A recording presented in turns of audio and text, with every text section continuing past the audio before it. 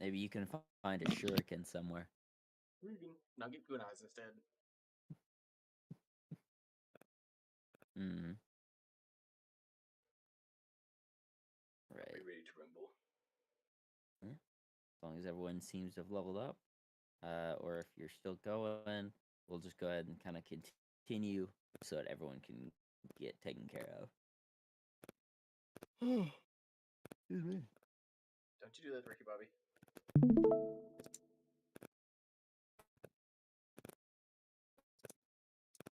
All right. If I want any of that ambient music, I got it playing. Michael Jordan and Jonathan B. Majors. What? Why is Michael Jordan here? Oh, Michael B. Jordan. Ha! All right. City boy. All right. So, go ahead and get started. I'd like to thank you all for joining me for another session of When the Deep Stares Back. So, if anybody would like to give me sort of a quick rundown of what happened last time. I'll give you the Ollie Williams rundown unless somebody else wants to talk. So, anybody would like to give us a little bit of a detailed thought of what happened last. Bad monster.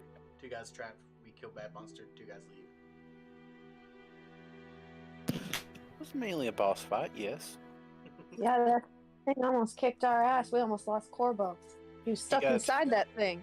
Ah! We had to rip the fucking ribcage Good apart to thing get you his ass out. Good thing No, you spied. seriously, he fucking leaped off the top of that thing and to attack me. The guy died. It's like a Yo. scene in a movie. I think they're filming the Oscars on film. But we ended up fighting it. I was fucking crossing up over in that area trying to get those 2 characters. Well, actually, I think one of them died. No.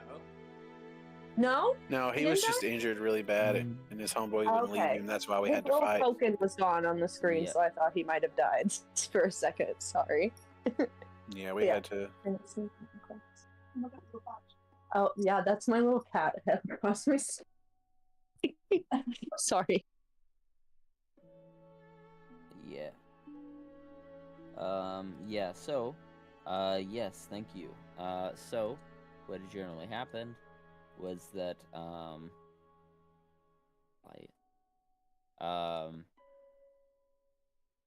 essentially, last session, you all decided you all sort of thought together yourselves and decided to execute a plan in order to help rescue Captain Curtis and, Magister Tullius, or actually Magister Tullian, from this undead monstrosity that was slowly marching through the Fort Blackwall's courtyard. As you were moving in and out about it, you decide to execute this plan. Wizliz and Dantu distracting it at a nearby door, while Amara and Karnark helped bring Captain Curtis and the Magister to them, just slowly trying to get its attention. But as Magister Tullius slowly trips, he tripped with some ankle injury that he had. A fight began to ensue, in which several of the party began to start fighting this magnificent beast. It screams, beckoning, shaking the walls. Its body made of the strange flesh. As it all began to try to tear into all of you, as you fought it, shooting it, Sabine shooting it with the ballista on the top. Corbo jumping off the top, landing on top of it, stabbing into it, cutting into it deeply. It was a very, very exciting fight. Just as it died, it had taken your friend Corbo inside of its Iron Maiden-like body, began to stick him with these horrible poison-like appendages and sharp bones, you all eventually got him out and rescued him just in time. Ew. That's what I imagine. Like the movie Teeth. Like the movie Teeth? Yeah. Have y'all ever seen Um, Ip Man? Yes. yes, correct. Ip Man Yes. is amazing. Donnie Yen's on stage right now Yeah. at Nice. the Ooh. Oscars. Interesting. Oh, I'm the Oscars surprised. going on tonight? Yeah, Yes. I'm watching them Oh. right now. Oh, damn, I didn't know that. Alright. Oh, God. Nad. But yeah, so, eventually, after defeating this monster, you talked with Captain Curtis, and he had mentioned to you that he needs to find his way back to the upper district so that all of you can, well, reconvene with the mayor as well as the head of the Sears family household to have any information and to begin defending the city. But as you all mounted up on the Moorbounder, on Morbo, Dantu's spiritual blue divine lion, that's right.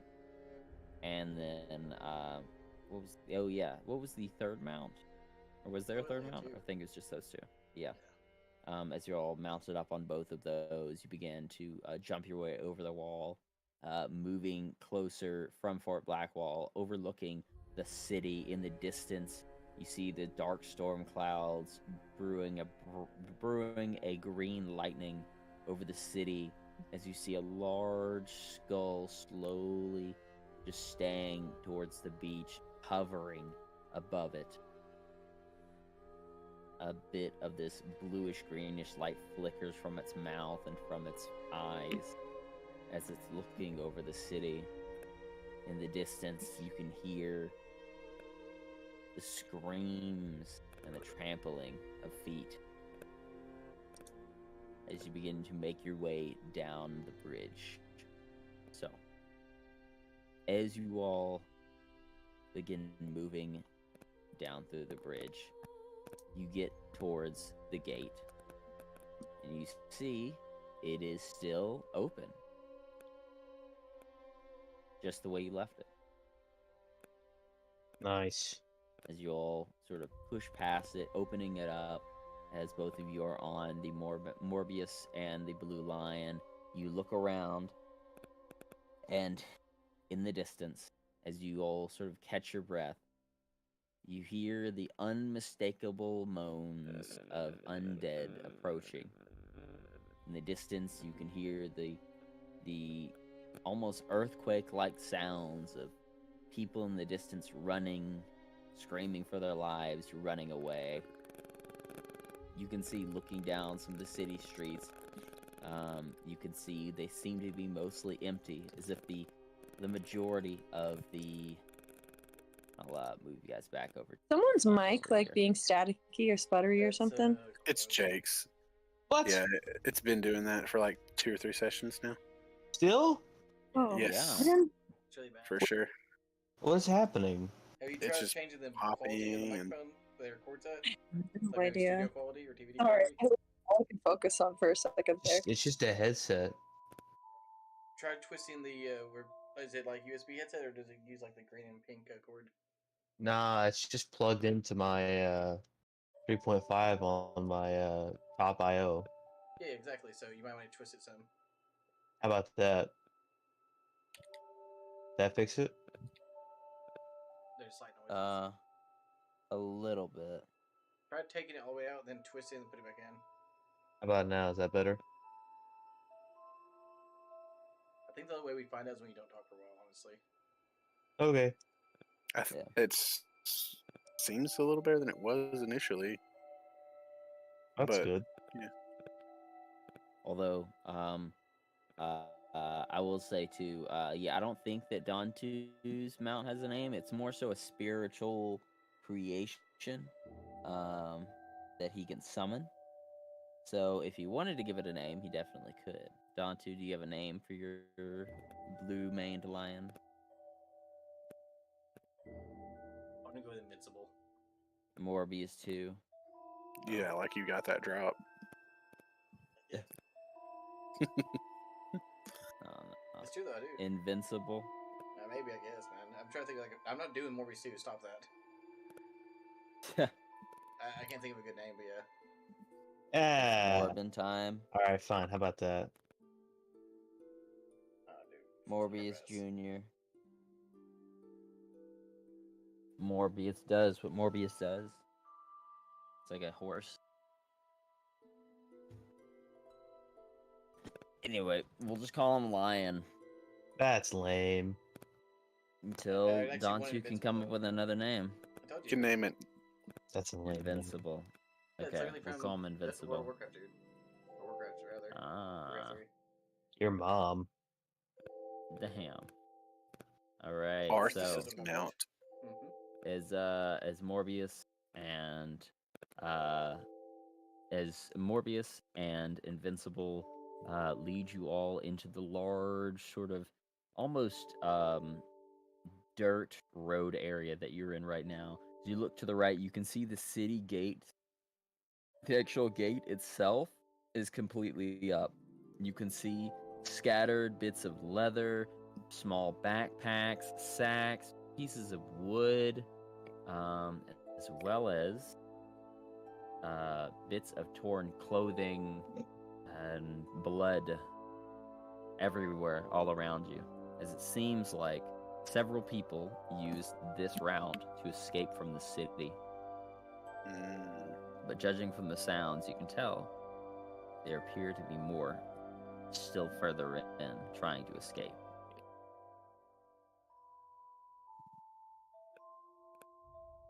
What would you like to do? Question. Yes. Can I? How long can I? How long will it take to do this? Specifically to make a weapon I already have. An hour? Do we have an hour? Are you trying to transform a weapon? Into my pack weapon, yeah. Oh, if y'all want to take a short rest for an hour, it does seem a little unsafe right here. Okay, I didn't know if we had like time within the game to do I that. think, well, we're like literally just standing out in the middle of a zombie apocalypse in progress. So if we get maybe to the upper city where they probably have some sort of defensive line or something like that, maybe we can rest while we're there because we need Okay. a short rest. Yeah. So a lot of us do anyway. Some of us need long rest. Dan's out of spells, so. Yeah. And I know that long rest. Amara's got a few missing too. So I can't heal y'all without my magic. yep. So we're gonna need a long rest soon of some sort. Hopefully. Okay. So, What are the chances of us coming across a hyperbolic time chamber and get sleeping and come back out? Pretty low. Pretty low. less than But 1%. but never impossible. Never impossible, but very low. Which route Yeah. do we take back? Do we go down towards the docks and try to save some of our friends if they're still alive, or do we just haul ass to the upper city? Because You can I'd see- like to you go to can the see in the docks. distance. I was gonna say, most of you with dark vision, if you do not have dark vision, it's a little dark right now, because it is, I would say, around 8 p.m. that's cool because I got some goggles. Yeah. That means I'm the only one that didn't have dark vision, unless Dan doesn't have it. Before Dan started, I was the only one. I did. So everybody's got dark vision. Yes. So if everyone has dark vision, you're fine. You can see is there do seem to be some buildings very far in the distance as you were coming down from the stone that seem to be catching fire. As if the city is under siege. Yeah. Uh, So But yeah. Talia's on the docks. Last we saw, we got Dr. Brugger. He's an ally. Might need him. We know the innkeeper knows a lot of people. May have connections. We got Chet at the Fox's Den. We've got people in the city, so we have a lot of like decisions probably that we need to try to figure out. Because I don't know and if we're gonna be able time to. is of the essence. Yep. So we're gonna like Because either the way we more- have to yeah. haul ass. Yeah. So the more you wait, the more this will progress. If y'all would like to take some time to discuss it, be aware that the time that you take to discuss it is time that I will be counting against you. Hey, let's just go. Let's go down to the docks. This guy. That's my vote. Yeah. That's I my will Brexit say, story. if while you were traveling across the stone bridge, if anybody would like to make me a perception check, looking around. The stone bridge that you traveled across was a lot higher than some of the walls. That was a good one. 23. What are you looking at? Same thing I am? Yo, The sky? the whale just won best makeup. Let's go. That's good. I'm happy for Brendan Fraser. Me too. All right. One more question, Ben. Hmm. So, when I leveled up the warlock, what? How many? Oh, never mind. Here it is. Cause I got a level 2. What am I doing? Sorry, I thought I did all this. How many? Do I get any level 2 slots Hmm. as a warlock? Level 3 warlock. Actually, so warlocks, they are a little bit different. As a level 3 warlock, your spell slot. So you have a total of 2 spell slots as a warlock, as at a level 3. But your spell slot level is now considered second. So that means every time you cast a spell, no matter if it's a first level spell or if it's a second level spell, you always cast it at second level. Okay. So that means okay. if you have if your spell that you know as a warlock, let's say you cast, imagine you cast Cause Fear, Yeah. right? And that's a first level spell slot. Normally it only targets one creature, but when you cast it using a second level spell slot or higher, you can target an additional creature. That means you will always cast it second level. So that means you can always target 2 creatures with it instead of Okay.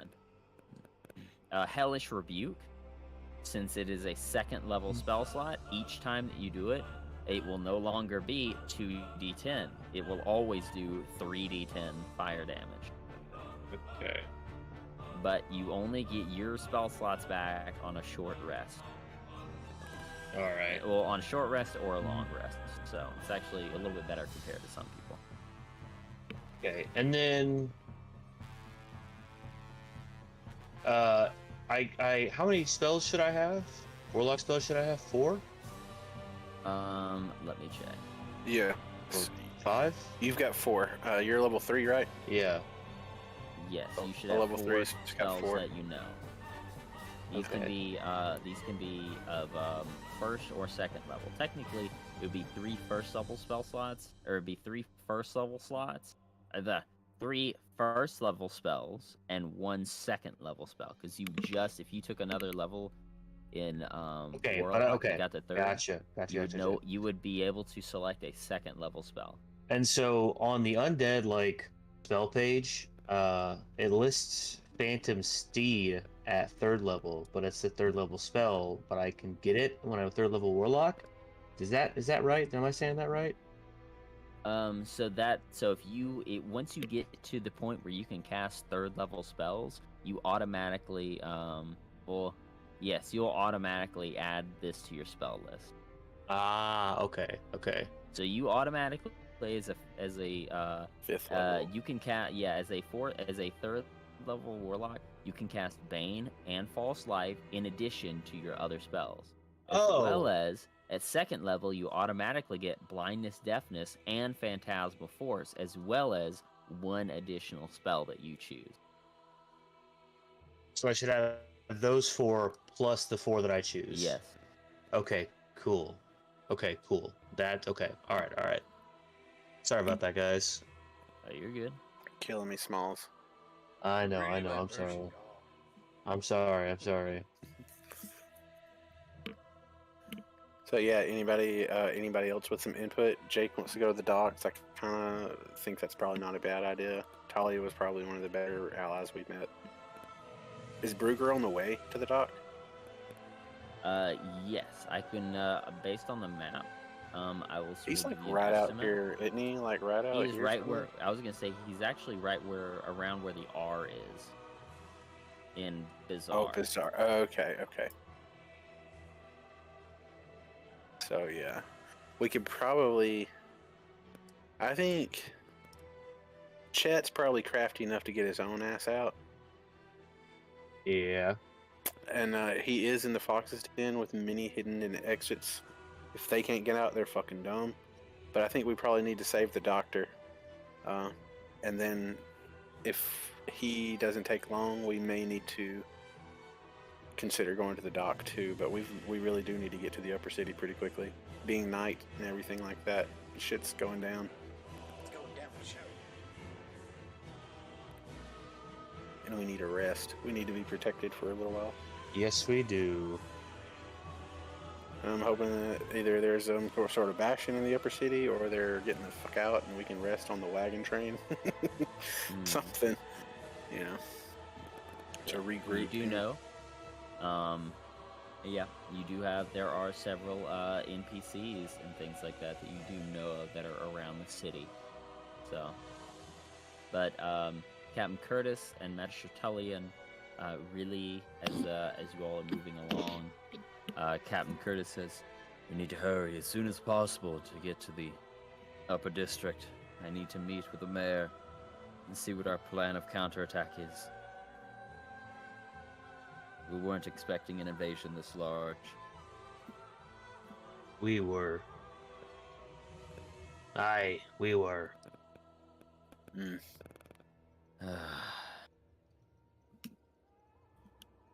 We may need to save the doctor on the way to the upper city. He knows about what's going on here. He's been doing tests and whatnot. Got a pretty good I'm grasp. aware.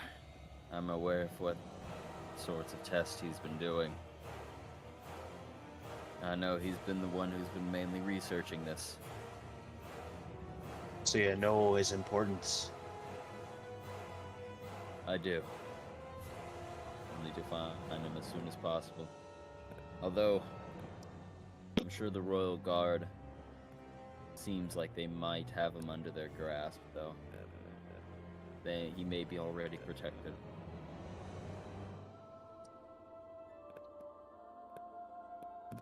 Hmm. So are we saying we don't want to go to the docks? I mean, Curtis will. So Captain Curtis and Master Tullian will go essentially where you want them to, although they know they want to get to the upper district as soon as possible. So If you that know any means if you know any ways to help do that, then yes. Otherwise, you can basically just go through the streets and see what happens. You pick your way through the streets, and then we'll see what you run into. I'm gonna go. I think that Talia is a valuable asset. I bet you she's already there. She's already gone. Maybe. maybe she was It the. still would be a good idea to go to the docks. It might not be a good idea to stay in the city if there was a bunch of zombies. And I'll give you an idea. Our ship where is the- there, right? I'll give you an idea of where the skull is located. Let me pull this up. Where's our ship? Yeah, Yeah, your but ship there's is at like the docks. 13 of them. Yes. Mhm. Yeah, your ship is at the docks closest over here, furthest away. I'll put on it a little bit. Give you an indication of how big this skull is.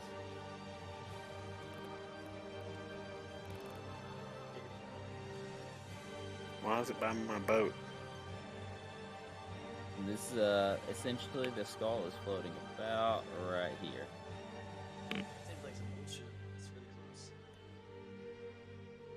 It's only like 5 buildings big. Naxxramas was bigger than that.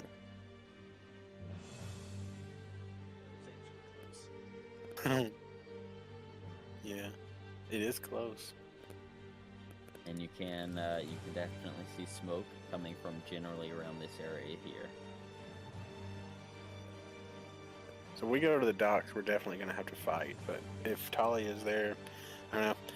Jace gave his opinion. I have mine. Anybody else? That's fair. What? No, she also look. All I'm saying is that she hurt us. Like her strength is more than mine or Karnark's. So I'm just saying. She's shipmaster, right? Doc? Yeah. Dockmaster Yeah, means so that? she's also a valuable asset on That's like the ship. On the ship, yeah. You That's what I'm also thinking told her too. to prepare the dock. Yeah, we did. She's definitely still there. And so she's gonna be able to, yeah. We have mounts. Let's go zoom zoom. Are we going by Brugger on the way just to see, or are we just high-tailing it to the docks? Well, if anything, we can like sneak past. We can do like a little scouty, you know. I can't do that fast and on mounts. I mean, we can do it pretty fast. I mean, we would have to be on foot. That's the thing, to scout it, and that's going to take a long time to walk across the city. Time is kind of the essence. I think we really need to stay on the mounts and just deal with something jumping out at us. I mean, at this point, it's probably just some random zombies. I'm okay with doing that. You all hear a sudden. All right, you let's look- go. As Let's you go to look off in Brugger. the distance over here. No time. It's already You happened. We're sort already of look gone. off in the distance. I know. I'm just letting you know as you're discussing it, as you're about to start to leave.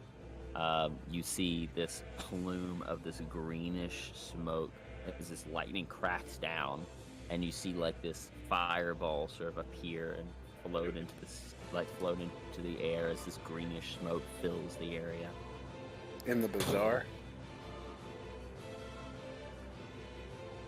At the bazaar? Just to the south of the bazaar. Okay, well, at least the gun shop hadn't got hit yet. Yeah. All right, let's do that. Let's go stop by Brugger. Let's see if he's around. Yep, let's roll. All right. So in front of you, there are a few different options. You can either take the bottom street here, or the middle street, or the top street going there. I need to know which one you're going to be using. Do you want to, or do you not want to use the street? Do you want to stick by the wall? If you stick by the wall, it's going to be harder to get around. It's going to slow you down even on mounts because you're going to be having to jump around people's backyards. Or we can just climb that guard tower behind us and walk on the fucking wall. That makes sense to me. That's what I was thinking we were gonna do the entire time. Now we can see Talia to the left of us, to the south. I mean, strategically, that makes sense to me. And there'd be less people there or zombies there. Hopefully, yeah. And we can haul ass across that line, that top of that thing, right? We can kind of see down, see what's going on, maybe. Straight Yeah. shot. You all want to you all want to try to find an entranceway up to the top so that you can run across sort of the palisades. I mean, I'm cool with that.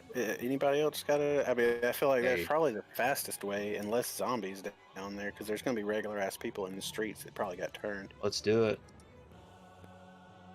I'm down. Yeah, Like, Let's go. let's do it. Yeah, it's called an allure.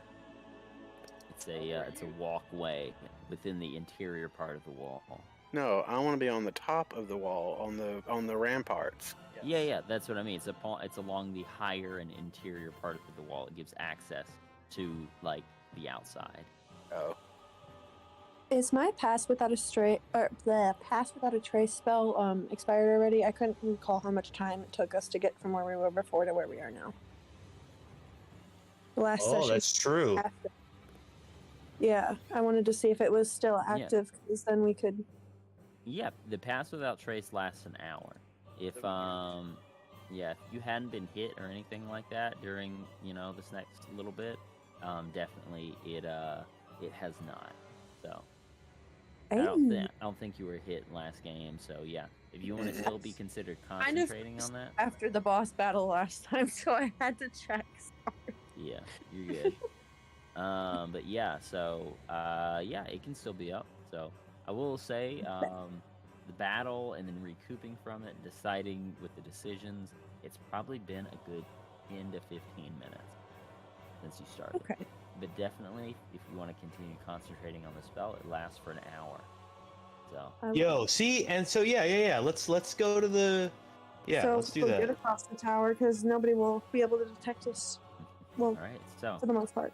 you want to make your way up to the on top of the wall, so you can ride along the allure, and you can look over the city and sort of look over on the other side as you move along. Okay. Hell yeah. Sounds So go good ahead to me. and make me a. If you want to take a minute to try to find the entrance for it, make me a perception check. So we're going this way, right? Right along this wall. That's what I'm assuming. Okay. Let me roll here. Give me a second. Yeah. Rolling as well. Easy. Yeah, these walls, I will say, are roughly 35 feet tall.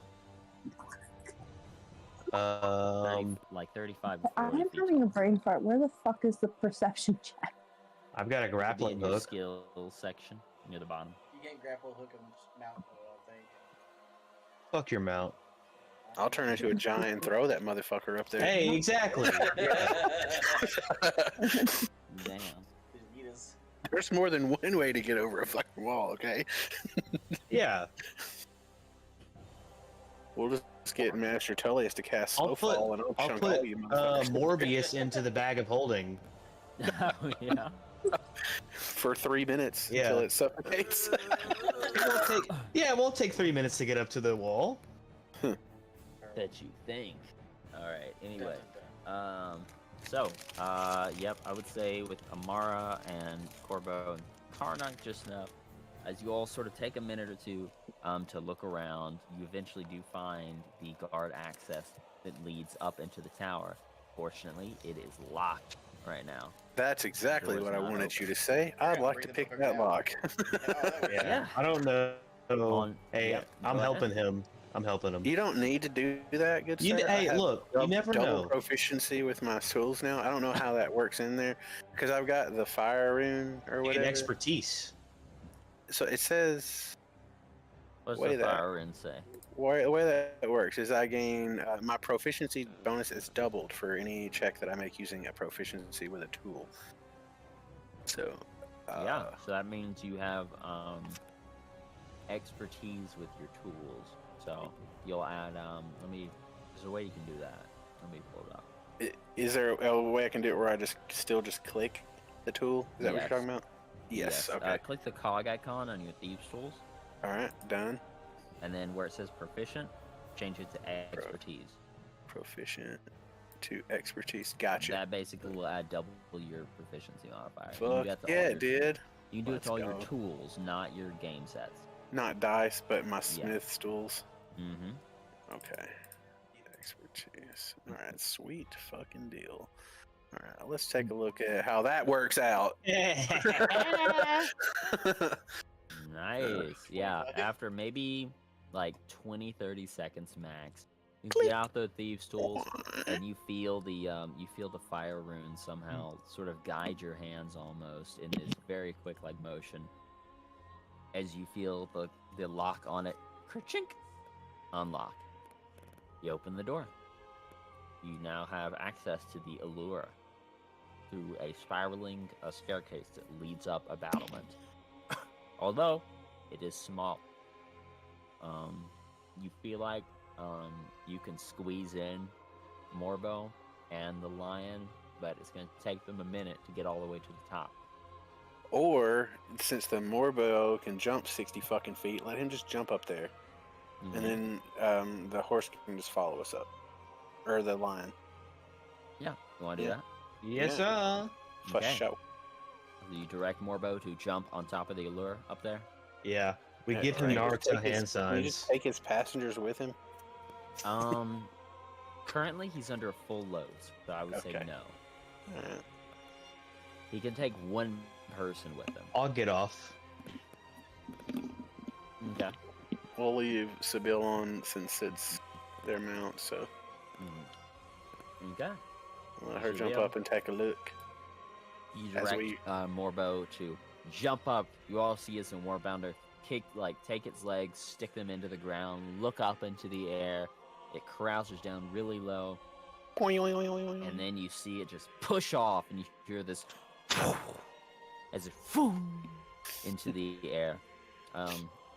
It's really kind of Sibyl, make me a you can either make me an animal handling check or a strength check to try to hold on. Better hold on.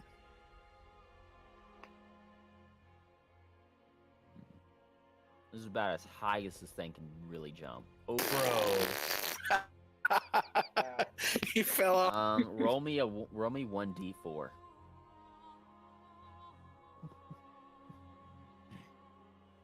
I guess claws aren't made for holding on to animals. Yeah.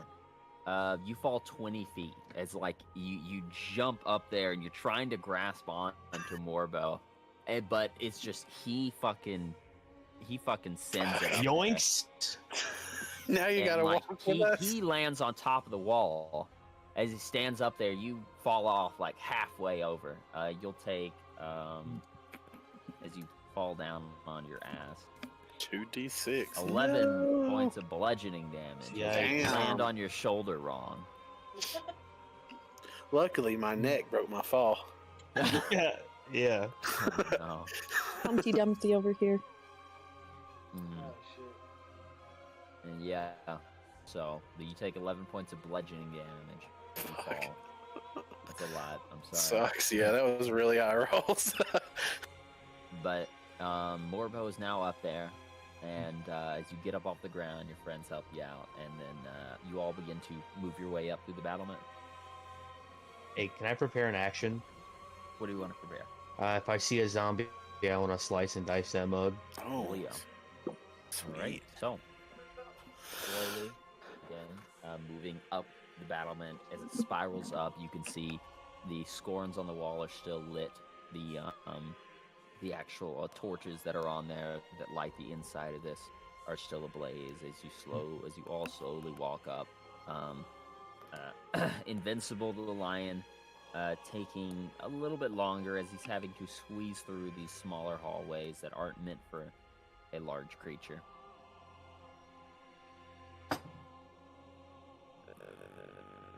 Nice.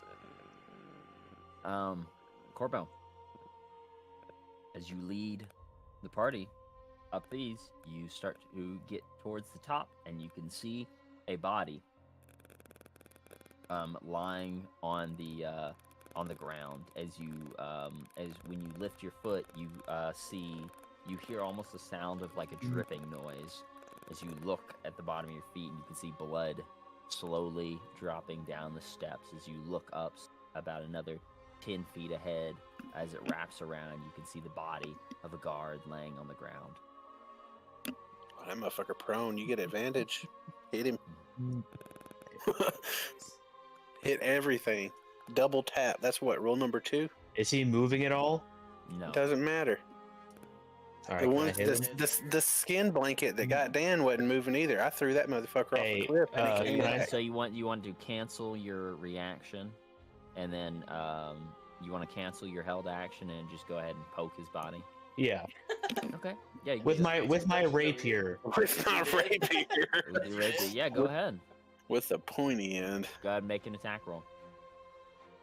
24 hits. Yeah. 24 hits. Go ahead and roll damage. And roll your sneak attack for rakish audacity. Stab, stab, stab. What? What the fuck? Ooh. Oh, I pressed equals. Oh, Bruh. no. This is not a good omen. There you go. Damn. Wait, why is it +3? I don't know. Well, let me look. Huh? Sorry, here I'll do Did you- this. Did you set it so your dex? What the Oh, fuck? yeah, that's fine. No, just take off the 3. Fuck that. Take off the 3. You're good. This is 15. Yeah. So 15. 25. 25. As you take your rapier and you stab it into it, you see its body twitch for a second, begin to turn to you, but you push the rapier in deeper, and you hear it call and scream out in this guttural screech, and it falls over. Nice. See, I'd like to double tap. prepare. I'd like to Burst. prepare an action. It bursts into experience orbs. No. Yay! We level up Yay. again. Yay! Now I've got 20 strength. Right. I'd like to prepare another attack. Okay. Same. If Is I that see the same thing? Yep. Yep. Okay. Are we on the balcony now? Or are we over up? You're all more than halfway up there. You're almost Okay. up. Okay. Yeah. It's Yeah. taken you a couple minutes to push up through here, but you are keeping Pass Without Trace up. Currently, the Moorbounder does not have it because they're too far away, but the rest of everybody else does.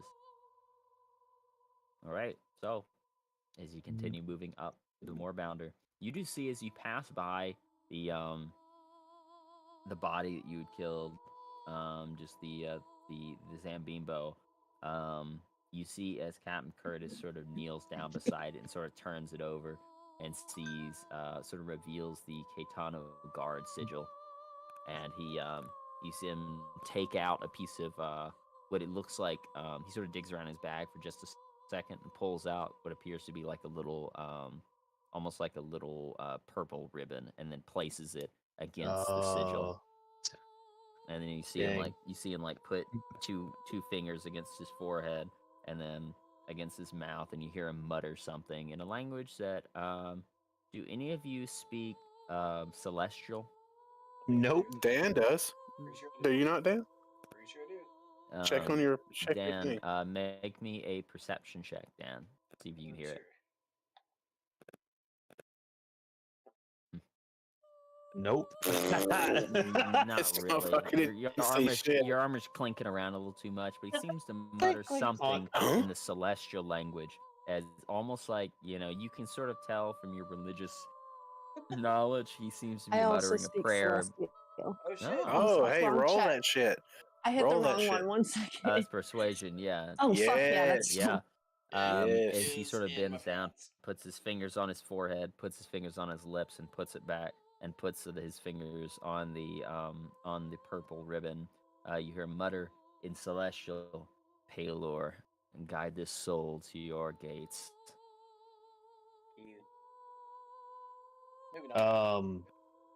So as he does this, I say, "Your soldiers, they have my respect for giving their lives to the city."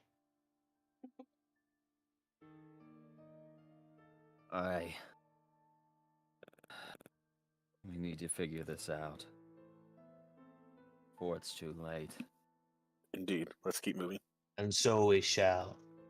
I don't And need yeah. any more dead names under me. Nay.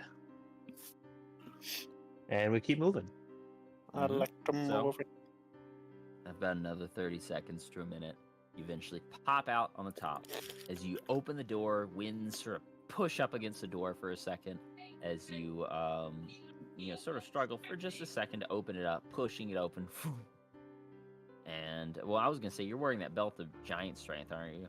Yeah. It's a little, you think it probably would have been a little rough to open this, but it's pretty fine now. You push it open as the winds are sort of whipping around. Hey, just can a little I- bit, kind of this high up? Can I kick it open?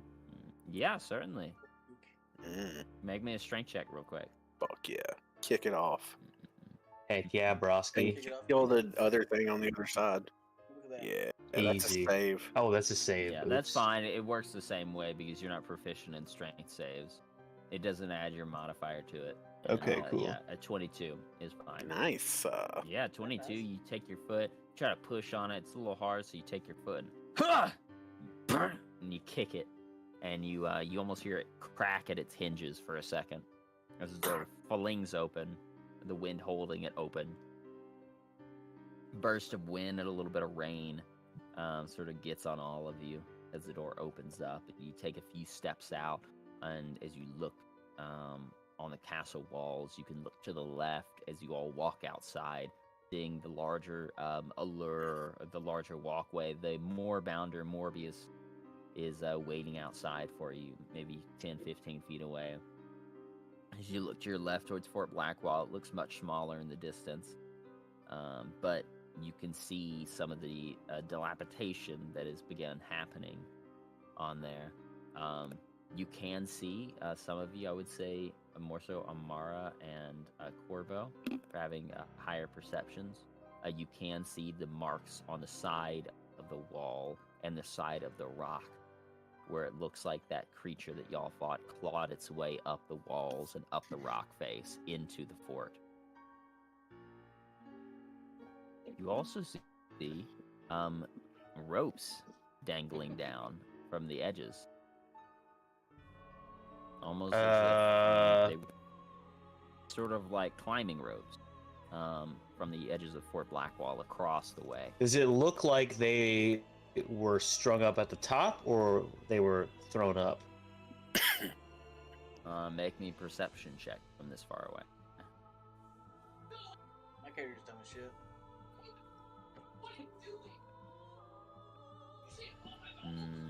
It looks like they were. It looks like they're almost like grappling hooked up. Hey, can I cut those? Oh, these were. I'm talking about. These were against Fort Blackwall, like across the river. Oh, this isn't against the ones against the walls that are here. Sorry. No, yeah. You're looking at this place over here. This is like several feet away. This is like 240 feet away from you. Oh, and I could see. All right. Yeah. Are there any of those ropes on this and this allure? On this side, no. There are a couple. There's a crate in the box. There's not box. There's a crate and a barrel that are next to you that seem to have just some more arrows and some bolts in it. You can see an old as you sort of move it to the side. You can see sort of an older light crossbow, maybe like a standard issue one. Sort of sitting against the back wall, tucked away behind some of the barrels. Really trash. As you sort of push them away. So it is a light crossbow for all intents and purposes, if you'd like to take it. Otherwise, you can leave it there. It just does seem it seems generally pretty used. Meh. But as you look forward, I will say the allure is roughly like it's like 10 foot by 10 foot. So there's just enough room for the lion and the Moorbounder to move. And what sort of a marching order are we all going in? Like, who's up front? I'm in the back of my cat. Yeah, I'll Who wants to be up front? I'll go drag first. everyone's character onto here so we can kind of get an idea. Here, so we can do Matt, Sabile, Amara, me. Oh, no. Matt, Sabile, Amara, Wizliz, me, Dan, and the fucking guys. So wait, And then, I'm Captain sorry, I was Curtis. barely paying attention. Are we not riding the mounts on top here? Did you want to ride them out? That's I mean, Ty was at the Yeah, I thought that was kind of the plan. Yeah, we were trying to run, trying to Oh, I run gotcha. across. Yeah. So who all is going to be on which? Just the same we were last time. Same we were last Like it time. goes. So Yeah. I guess. Just- So Sabile and Corbo on one, with Captain Curtis and the Magister on the same one, and then the rest of you on Dantu's. Yep. If you can make my mounts on here, I would say just have them instead of all of us. Well, that token's up. I'll mainly have these tokens up just so it gives me an idea of who's riding on what. Okay. So. It's not for And, you, who Dan. do you want going up? Who do you want to be in the front? Sabile and Corbo, or the lion? The Morbo or the lion? Put the lion up there, bro. Yeah, let's go first, Dan. Yeah, exactly. Put the beef in the front, All right. and then if we get like ambushed from behind us, we'll still have Sabile, who is also beef, in the back, right? Mhm. So Is we can ambush protect Picked That's our super little bad. squishy people. Hey, let's fucking book it now. Hold on. Yeah, we gotta run. How much health does Sybil have? 28. Out of what? Who knows? We're booking it. Sure. Okay. Oof. Is there a way to heal them? Like a potion? Not. Well, we may not need it yet. We may not need it. So let's. Mhm. Alright.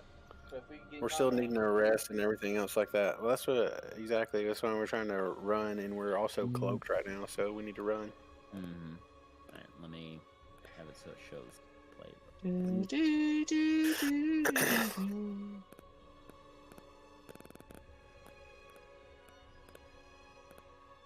Oh, what the fuck? What? Well, What? what's happening? Oh shit! What? Well, the Oh. yeah, I am, but it messed up. Anyway, so as Danchu, Corbo, Amara, and Wizliz on top of Invincible, again leading the pack. And you've been as you slowly, actually quickly, this because you're on mounts, begin moving over the walls. You know, moving through every so often, having to jump past or push through, you know, barrels or crates that seem to be in the way. It is surprisingly vacant. But as you begin to come to the first battlement over here, roughly several hundred feet away,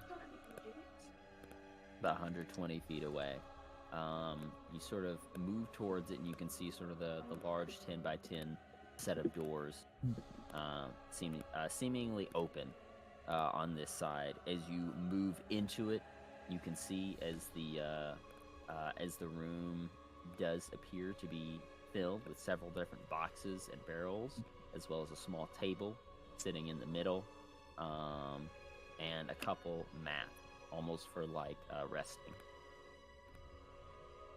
Oh, this could be it, boys.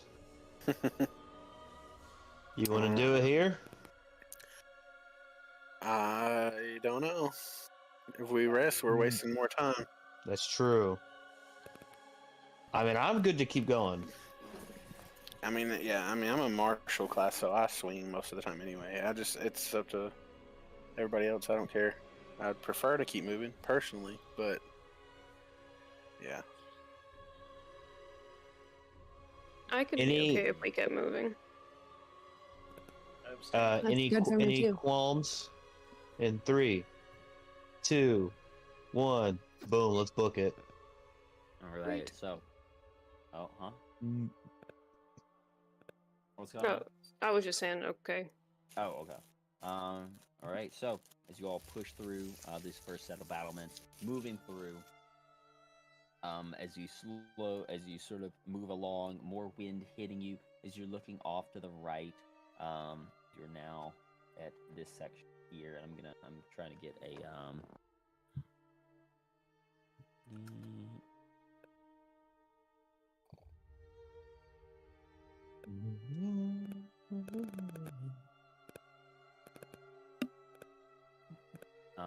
as you look towards the right, you can see more so as you look down at some of the city streets, you can see some of them are just still emptied on this side.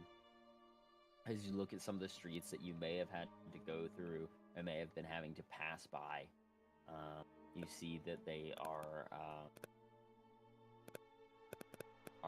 mostly vacant, although it seems there appears to be several things just left behind. Some people, it's seeming like they they were leaving, maybe had a few carts and things like that, but they just dropped whatever the fuck they were doing and got the fuck out.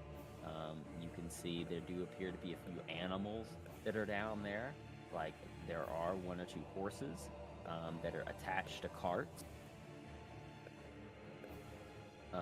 That are just sort of standing in the middle of the road.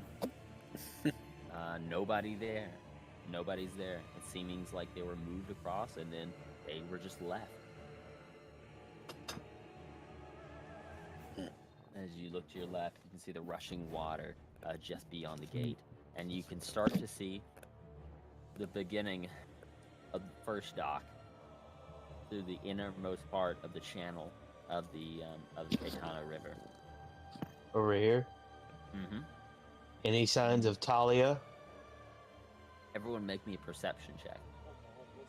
Show how fucking stupid I am again. No, that's just how bad you are at seeing things. Mm-hmm. And To be we fair, can't. perception is probably the best, Gotta upgrade best your skill in the wisdom, game. my dude. There we go. At least one of us can see. Yeah. I am wise. Yeah, it's- Yes, not in the brain. Alright, a 17 and a 23. Looking over towards the docks as you all are moving along from the second tower to the third tower. You, as you look down there, you can see what seems to be signs of a conflict. As you sort of look over, squint in your eyes, every so often it's sort of hard to see being this dark and this far away. Even your dark vision really only extending out to 60 feet, most of it sort of going out into sort of a dark haze. But suddenly as lightning strikes, it sort of brightens up that area. You see this greenish Whoa. lightning striking one of the dock buildings as you see the entire area lit up for just a second. As you can begin to hear and see the sounds and sights of dock hands and other individuals fighting or being defeated by strange creatures. Can I go fuck him up? I want to go fuck him up. Yeah, I did too. It almost seems like just from that single brief flash of lightning that these creatures seemingly have some type of an armor on, or they all seemingly look not like a full silhouette. Very similar to a skeleton or something that's a missing limb. Let's go. Let's go. Yeah, and with the I'll tell you with the 23 too. You see something. You see something larger behind them, on from the back. That looks like it's slowly coming out of the ocean, where the docks are. I'll pass. All right, but you continue as you move quickly into the next battlement. As you see the two doors on it open as well, the wind kicking them open as you move on the inside of it onto this one here. I'm trying to get a nice icon that represents the party. But which one are we at? Are we at this one now? No, we're the one above that. Here? Okay. I thought that was second. Mm-hmm. Yeah, we're at this one right here. As you move into it, very similar to the first one, except in this one, you can see everything seems to be broken, pushed around. You can see that there appears to be just signs of a struggle or signs of just chaos in here. And you can see what appears to be a couple limbs hanging off to the sides. You see one that looks like it was almost thrown against the wall and splattered partially. Before falling to the ground and pooling. As well as you can see a leg on one side, seemingly part of the bone still sticking out and just pooling in its own blood. Yummy. Is there a door that we can bar? That like the stairs? Can we bar a door? Yeah, there is a set of stairs that seemingly goes down with a door. You want to go ahead and bar it? It Yeah. does seemingly look like you can lock it from this side. Well, let's do both of those things then. Okay, yeah. All right. So you do find you do see the locking mechanism. It's seeming like you can basically just lock it.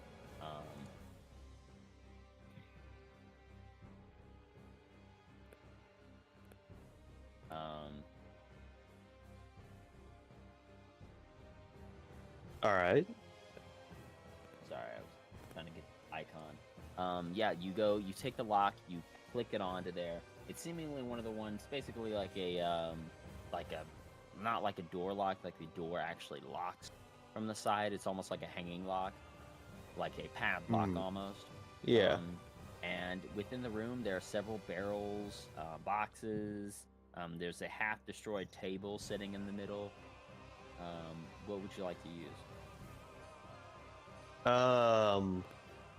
Can we use the table and like flip it up against the like doorknob kind of Yeah. thing? Definitely so. So as you sort of pick up the table, it's not a very heavy one, especially for those strength is higher than 15. As you sort of pick up the table, scooting it over, pushing it and jamming it up against the door, you feel after just about a minute, it is pretty secure. All right. We all good to keep moving? Yeah. Mhm. All right. Can somebody roll me a d20?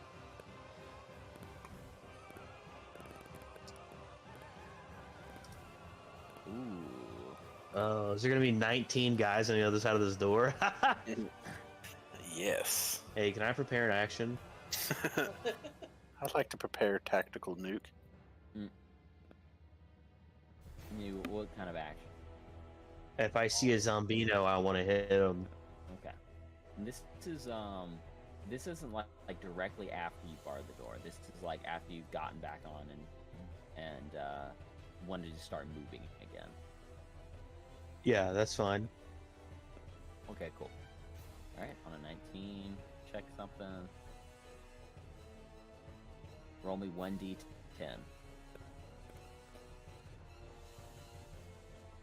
Awesome. Okay. For us or for you? Yes. Yes. 4 Alright. zombinos. That's a lot more. I can handle that. So, as you leave the battlement, the second battlement here, you're beginning to move along the wall. As you look towards the dock, you can start to hear the sounds of a struggle, a fight going on. As you look, as you sort of look over the edge, as you're beginning to pass by, and you can see and hear the sounds of swords clashing, as well as swords clashing, screams, other sorts of guttural sounds, very similar to things that you may have encountered previously. As you look, lightning flashes again, but as you do, you get a better taste of what seems to be going on.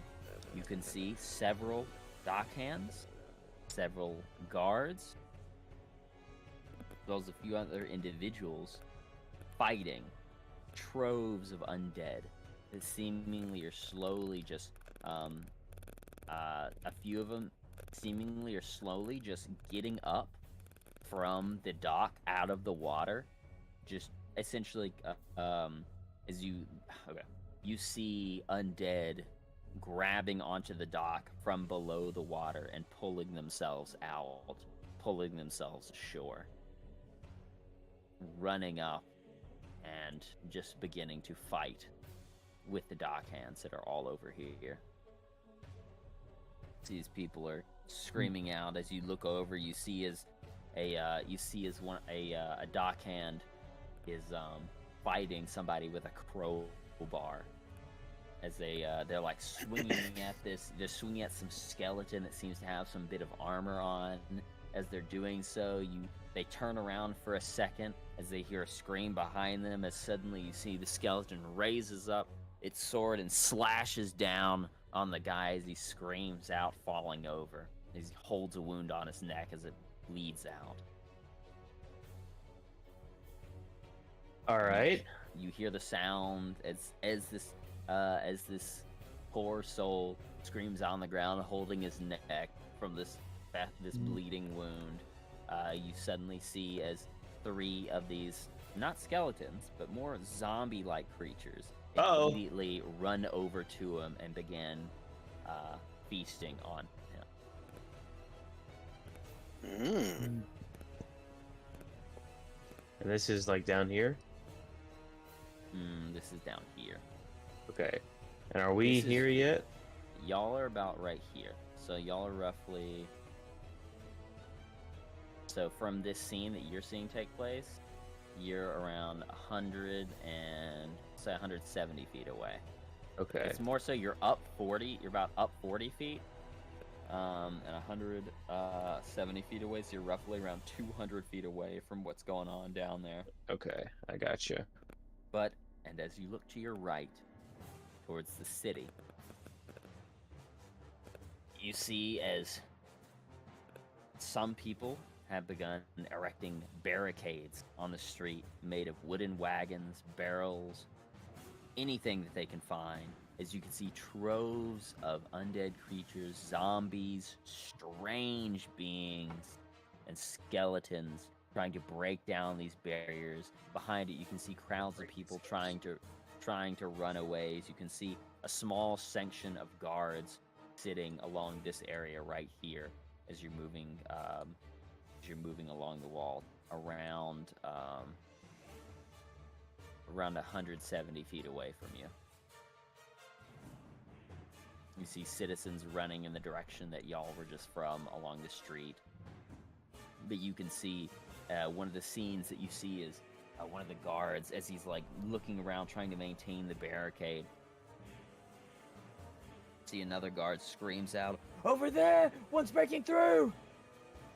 As they all look over and they can see the strange creature. Looks a zombie pushing its way through part of the barricade. As a couple of the guards run over to it, pull out their long swords, begin chopping at it. As they do, you see as one of them chops down on it. It cuts off its arm. As they sort of stand there for just a second, one of them turns around, looks at the other one, and suddenly another arm pushes through the barricade, grabbing onto one guy, pulling him into the barricade. As you see some of the raw wood and stuff sticking out from it, stabs into him from behind. Damn. Oof. You can see it beginning to pull him slowly through the barricade as his friend is grabbing onto him, trying to keep him on the other side. As a couple of the other guards go over there and try to keep him on, you hear this guttural sound from the other side as he's quickly pulled through. You hear the sounds of just flesh tearing and wood scraping as the man's screams go silent. All right, keep As on moving. on the other side, you can see something that looks. Make me a perception check one more time on this other side. You see something large on the other side that pulled its arm into there and pulled him out. Dang, another one of these guys? Jeez. With a 17. You see something that resembles a large mound of flesh that have arms sticking out of it everywhere, legs sticking out of it everywhere, and two large meaty arms. One of them seems to be taking this guard's body and shoving it into its face, chomping down. This does not look like the same thing you fought at the fort. This looks something completely different, something a lot more horrifying. It's an old god. So, as it chomps away, you can see as there appear to be a few skeletons around the area that almost seem to be gathering things up and placing them into a cart. As you see a larger skeleton lifting up the cart, taking it, and you can almost think of it seeming like they're making some kind of a battering ram out of just loose material. But y'all want to continue watching, you can. Otherwise, you will be at the next battlement. All right. As you look forward at the next battlement, you look and you can see both of the doors are currently closed, leading into this next one. As you can hear the clashing of steel from beneath you on both sides of the wall, some from the dock and some from the streets. So we're at the door. Mm-hmm. You are at the door to the battlement, not inside of it yet, but at the door outside of it. It's Hey, you know what seemingly- that means? Put our Mhm. ear to the door and see what's on the other side. I'm gonna use a glass. I'm gonna use my shot glass to put against my ear to see if I hear better. You're a paladin shot glass. What a holy man. Yeah, indeed. Do you want to see if we can hear something from the other side Yes. before we open it? If you'd like to do that, go ahead and make me another perception check.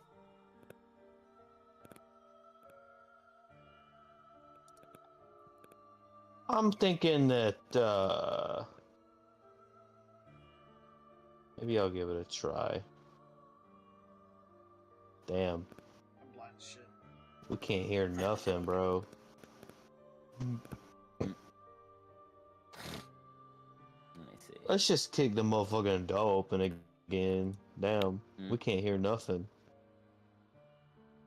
Can't hear nothing. Oh, 20%. Oh! Somebody can. Those big Ah. ears. I almost hit persuasion again. If I do that at some point, it's because my monitor is actually my TV and I can't see very well. All right. So let's see. All right, with a 20. As Amara places their Oh, feels a damn. little distracted with the screams and the clashing of steel on both sides. Sabile's sort of getting a little bit excited because of the inevitability of battle that is slowly coming. As you sort of listen in to the inside, you can very easily tell that there is a struggle that does appear to be going on inside of here. It is fainter, although it does not appear like it might be right on the inside. It appears like it might be just a bit further. Like maybe further down, maybe further away. You're not too sure. So let me check the door and see if it's locked. Yeah.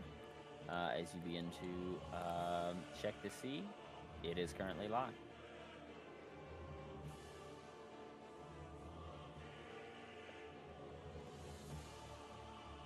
Yep. With a 19,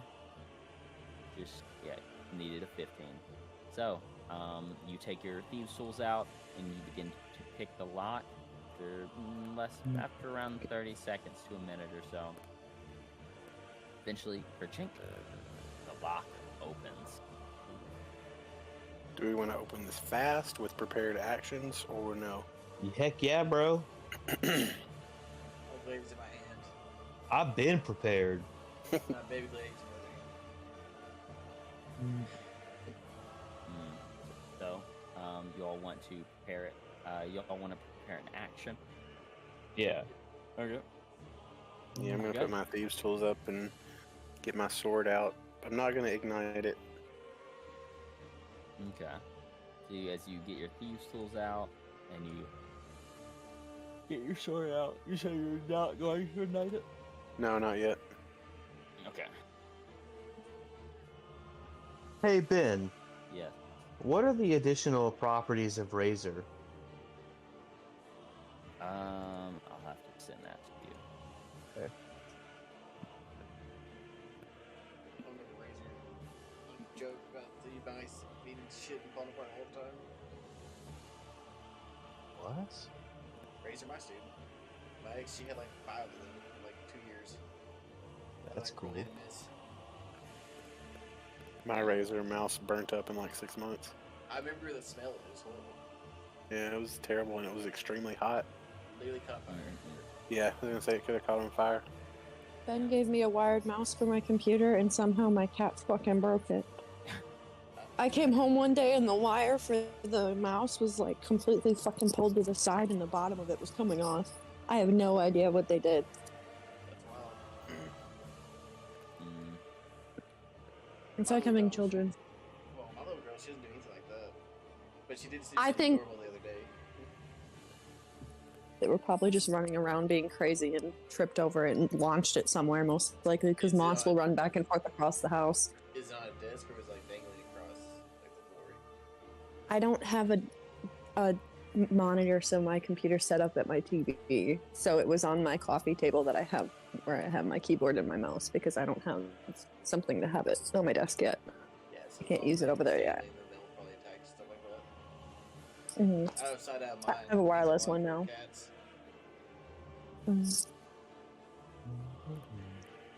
Sorry for the Alright. interruption. Let's fucking fuck these guys up. Yep. What your sexual advances are you, Star? Hey, I'm gonna push the door open. You gonna push the door open? Okay. So, what was Push it everyone's hard or ready to something. actions? Let's go balls to wall, guys. I have my What was sword out. everyone's, what was Ready to everyone's attack. actions that they were? So you just wanted the first, like when you see an enemy, you want to attack it. yes. Okay. I'm Cool. gonna have my dagger prepared just in case. All right. What's up here?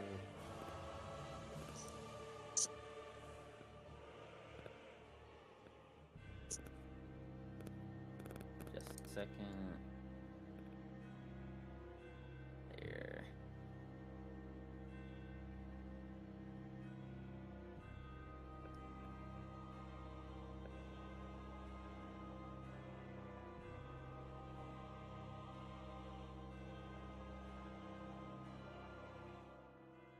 Just a moment to get all this settled. Oh yeah, back to my cat. She was at work the other day.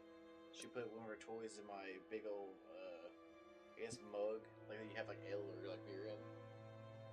It is in there when I got it like the next day. She's very Oh. silly. That's fun. It was just leftover drink anyways, so it's not a big deal. Sweet.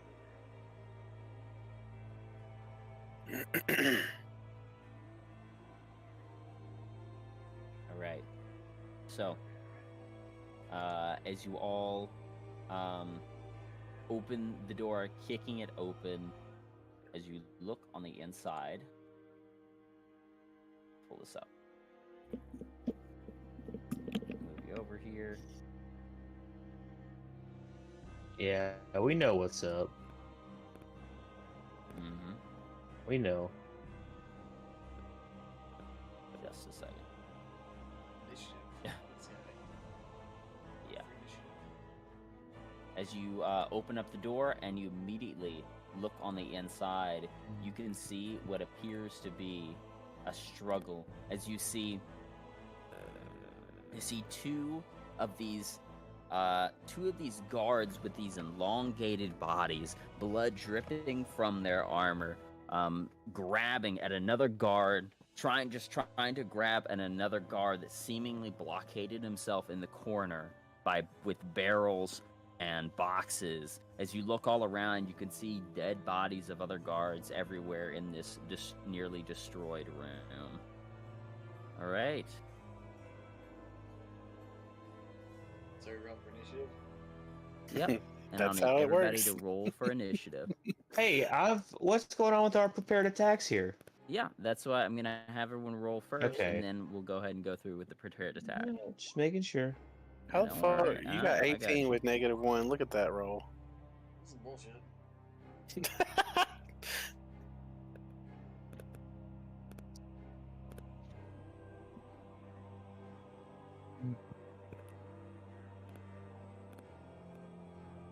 Broken, I hate it.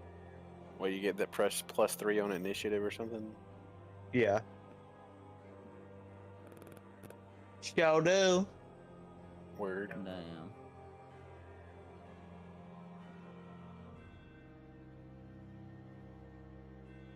Now these aren't. Now this map's typically not as good as my normal map, but y'all can bear with.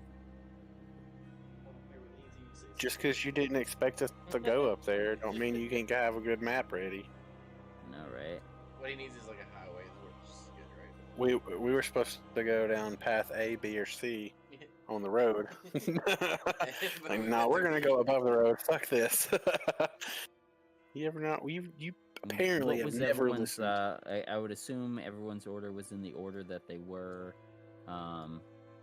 moving around before. Who wanted to be into the front? I would imagine Corpo and Karnak were in the front. I mean, yeah, I opened the door. I've got to be up Yeah, there. yeah, we were ready. Okay. I'm going in. I like big cars. All right. So, as you open the door and your attacks go off the moment that you see these creatures, let me go ahead and roll initiative for both of them. That's not fair. Where's the sneak attack? You'll get it. Don't worry. Also, we're invisible. We just have better chance of sneaking. We're not actually invisible. Us. There is an invisibility Yeah, spell. you got which pass is without quite trace. potent. We're just Yeah. harder to detect while sneaking. Yes. Yeah, Much invisible harder, has a thing of 1 minute. Pass without trace is up for an hour. Mm. So, But you're literally invisible with invisibility, so mhm. you could just be chilling. Unless somebody has blind fighting and you're 10 feet away from them. Then they can still see you. Over for the guard. He better fight back. You're damn there's a guard in straight. there. He's hiding behind the barrels, and there was two other Gotcha. mutated guards trying to get him. And then where's Magister? Here's Captain Curtis Leonhardt.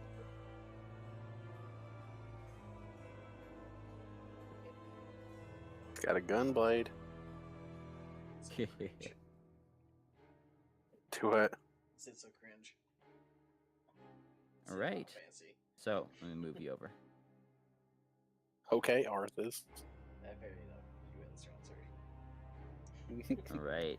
Can everybody see everything right now? All I see this low res map. Shut up. Yeah. I just want to make sure everyone sees something and not a black screen. I'm having to go through everyone's tokens. This RPG Maker? I have a black screen. With the... Oh, you do? Oh, Wait, yeah, whose yeah. token are we missing?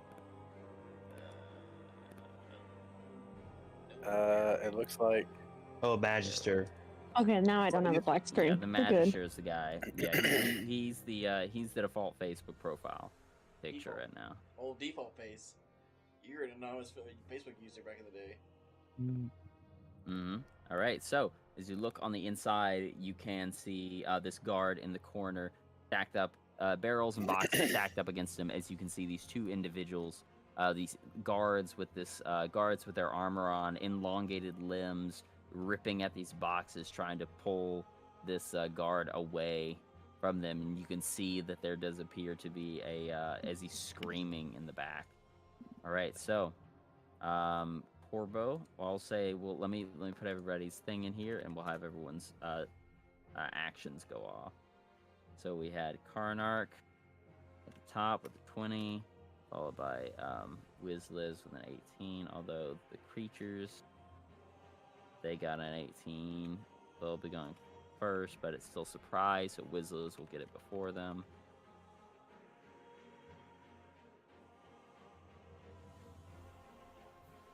Followed by Amara, then Guard,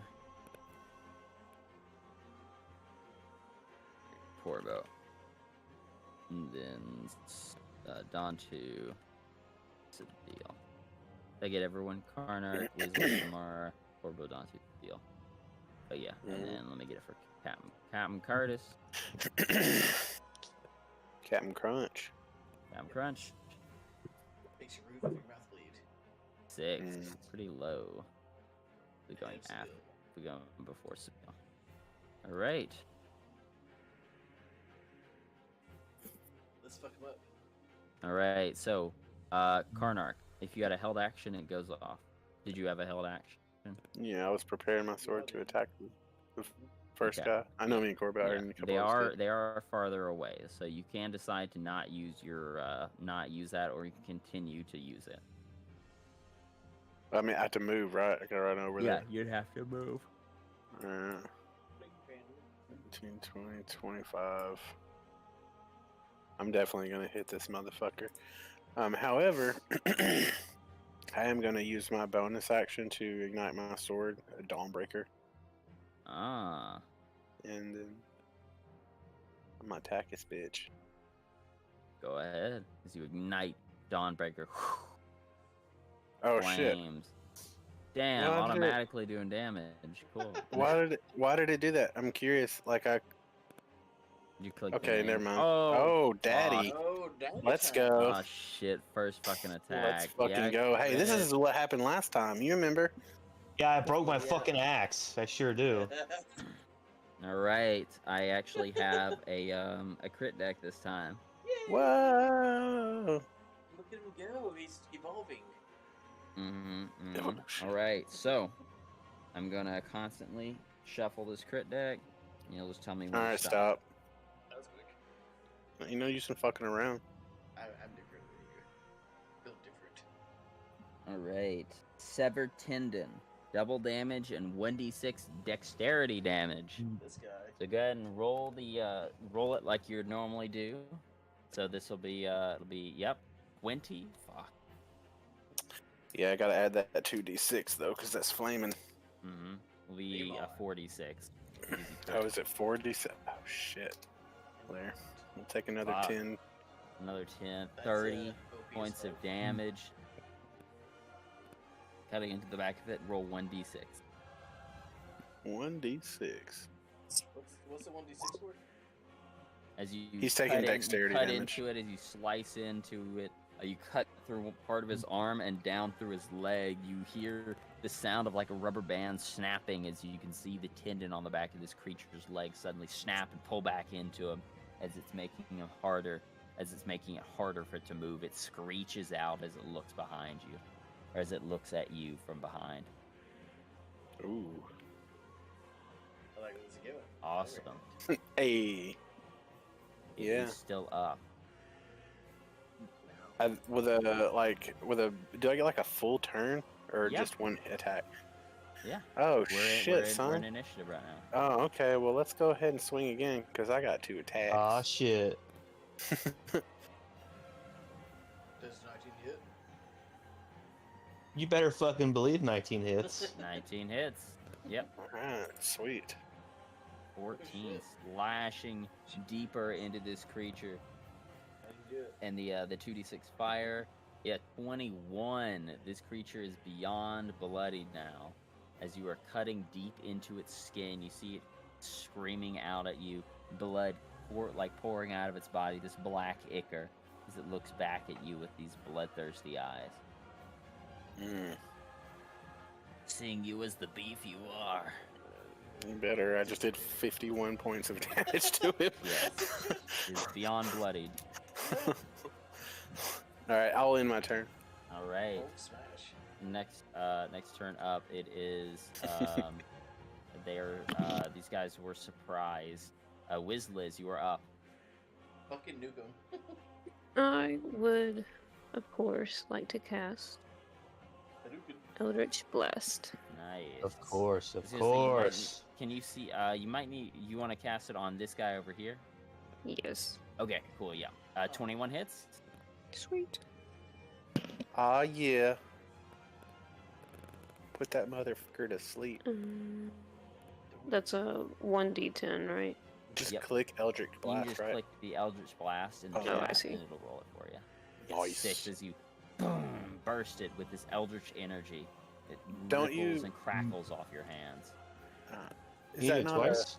I thought Yep. I thought that you got two beams or something like that, right? Oh, I do, yeah. Mhm. You can hit it again if you'd like. I sure would.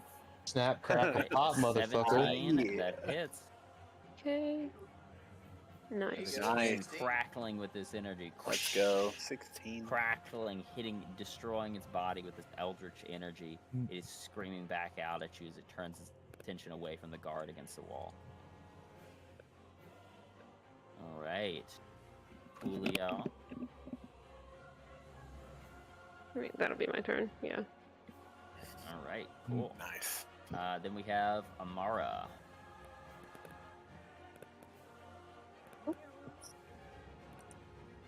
The connection went out for a second. Sorry. Yeah. Instead of Huh? Oh, I was gonna say instead of using my dagger like I was initially going to, I'm gonna cast Thorn Whip. I just gotta get my thing open. Sorry. Really slow, but I'm gonna cast it at the same person, or not cast it, but use it at the same person that Wizliz just hit. Alright. What spell you use? It's perfect. Thorn Whip? Cool. Thorn Whip, 24. yeah. Yeah, 24 hits. Nice. 5 piercing damage, cutting deeply into this. Do you want to pull it 10 feet towards you? Sure. Alright, awesome. Get over As you here. strike into it, Get it over goes here. 5, 10. Gets pulled 10 feet close to you. Closer to you now, Dan. Yes. You can fuck him up. Alright. And you have your bonus action movement if you want to use that. I'm good for now. That'll be my turn. Just stay behind everybody. I'm doing Yes. I am not a fighter like you guys are. I'm better from a distance. I'm gonna hang out over here. Alright. I'm just gonna hang back here while y'all do your brawling thing. Alright, so. Alright, fully up. So, as you, as you do that, Cool. Alright, the next up is the guard's turn. The guard's going to continue, scream in terror, and take the guard action. Or take the, not the guard, Dodge. but the dodge action. Yeah. Yeah. Yeah. He's still horrified. He's screaming in the corner. He has very small minor cuts on him that do not seem to be from the actual creatures, as most of the wounds you've ever seen these creatures do are very deadly. Yeah, that is his turn. Corbo, you are up. All right. Enough do you want- messing yeah, you- around here. Yeah. Green Flame Blade. Enough Running over. messing around. Let's quit all this He's just gonna, He's- he's just gonna murder. Yes, jabber 20 hits. jawing.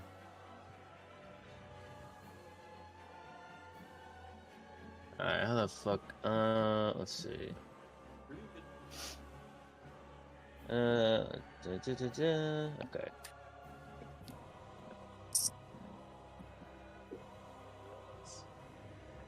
Yeah, dude, I'm fucking pissed about that. Can't believe that Wasn't shit meant to broke. be. Yeah. Just wasn't Oh, meant wait to a be. second. Oh, that's 5th level. Was Never he mind. meant to be? Mango punch, fuck yeah. Yeah. Ba-da-ba. Okay. Ba-da-ba-ba. That's fifth class. That's 5th total level, not 5th Oh, class. Your okay, total okay. level is 8. Oh, so it does. So I can do that. Yeah, so it does To be, deal. to be it does, 2d8. Well, no. So what it is, it's two. So okay, what it is that your melee attack deals an extra 1d8 damage, and then the fire damage, if it can leap to another target, instead of just dealing your spellcasting ability modifier, deals 1d8 plus your spellcasting ability modifier. Once I you get gotcha. to 11th level, then you start doing 2d8 fire damage on hit, and then 2d8 plus your spellcasting ability modifier to the second creature. So this will just be that. Damn. Yes. A lot of ones. Not a Yeah. not a bunch Still of pretty damage. good. But it's Still okay. pretty good. Been cutting deep into this creature as you're slicing into it. It's screaming out in pain. It's looking at you. It is bloodied. And I'm gonna move. I'm gonna move right here. All right, gonna move right over there, dodging past him as you see the guard in the corner of the room, just screaming out.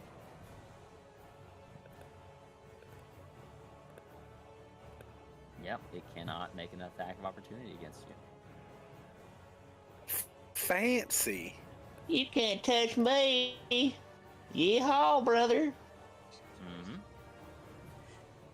All this fancy shit. All You right. only did 4. That ends my turn. What is this? All right, and it is Dantu. You're up. Oh, I shouldn't have done that. Yeah, finish that son of a bitch. Bet you both of them actually. Oh, are you? Or did Whirlwind! Alright, so I want to attack the one below me.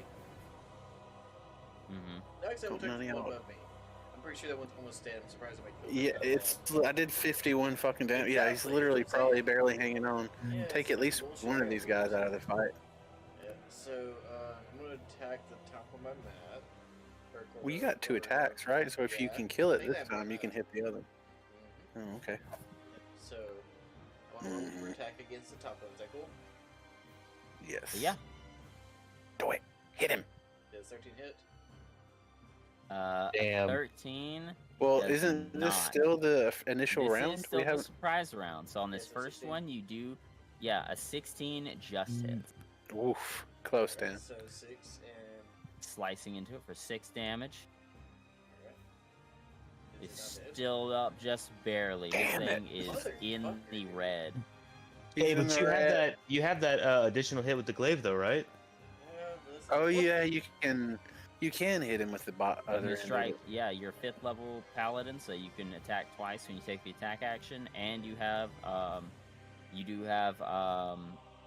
Polar Master, so that means you can use a bonus action to make another attack with the other end. No way, You, dude. you can technically make 3 attacks on one turn. Oh, look at Hey! Oh, fuck. Which one are you doing it? Which one? That the same one?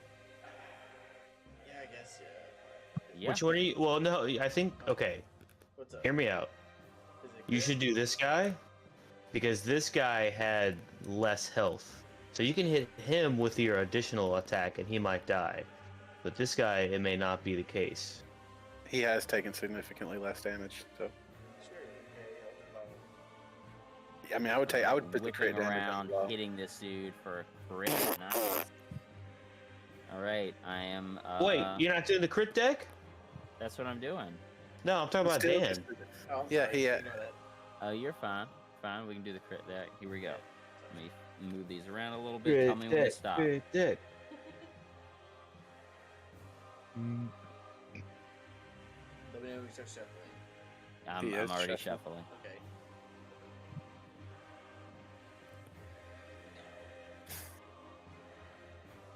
All right. Tendon Ripper.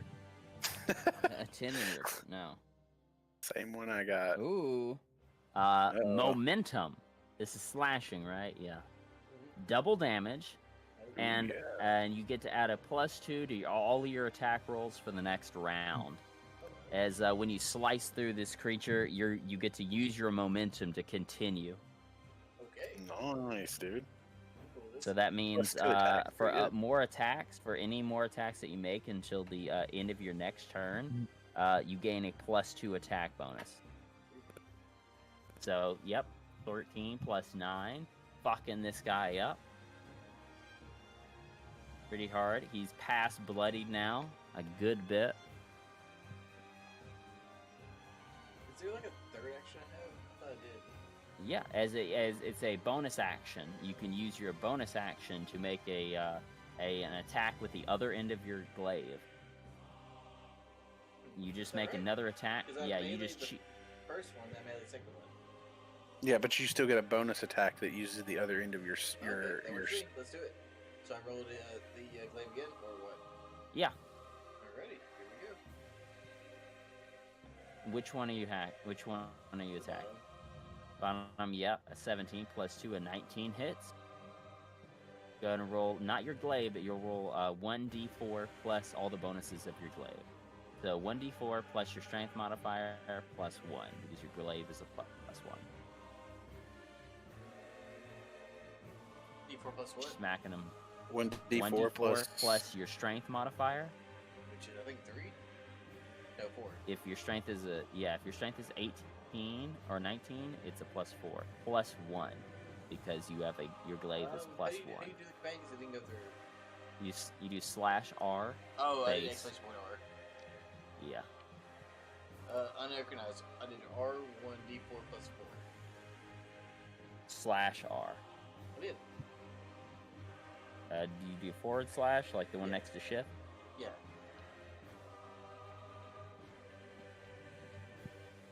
/R space Oh, 1d4. Yeah, you don't. No, you gotta add a space. All right, Gotcha. plus 1, 6, so 7. Awesome.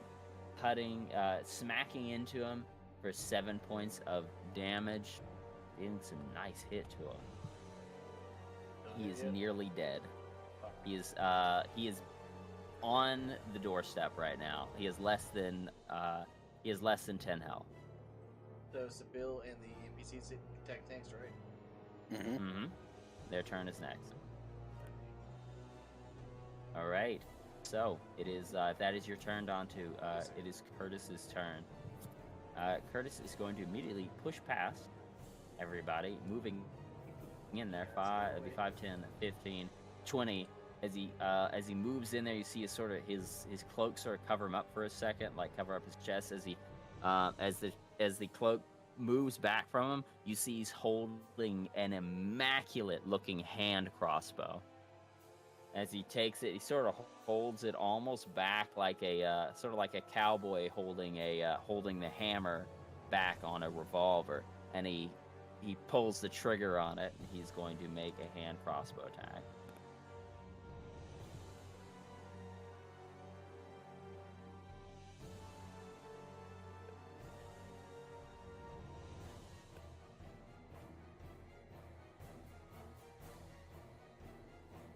Pull this up.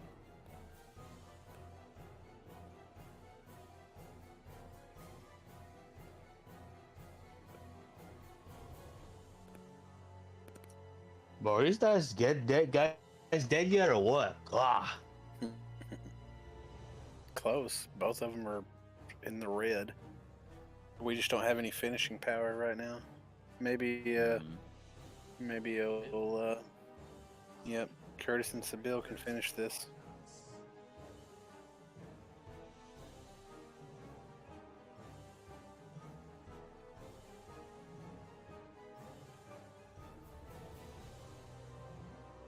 Sorry, were you saying it was my turn already? No, No, not yet. Dang, Sorry. bro. Got him. Brutal. As he's You know, it's making like an a attack bitch sympathy. with the jailer. And he's using his special ability. The jailer. Alright, World of Warcraft. What is this? As he pulls out Curtis Leonhardt pulls out his immaculate crossbow, targets the creature that Dontu was fighting, and uses his special ability. He's gonna hit him for 7 piercing damage, plus 10. Oh, that's his. That's his weapon. He is has- called the jailer. Okay. Yeah, His it's a weapon is plus called 2. The jailer. Yeah. It's a plus 2 hand crossbow called the jailer. And he hits it for 7 plus 10 piercing damage. How does he do it? Yeah, Headshot. as Curtis,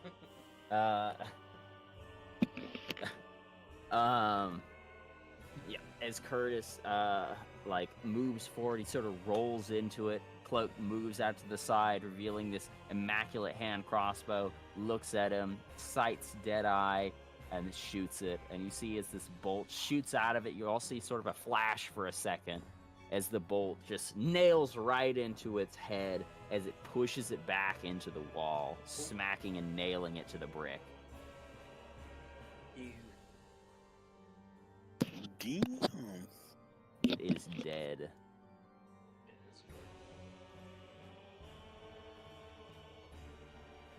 And Curtis is going to roll out of the way of the door, looking over towards the back, towards the guard, as he sort of squints his eyes for a second.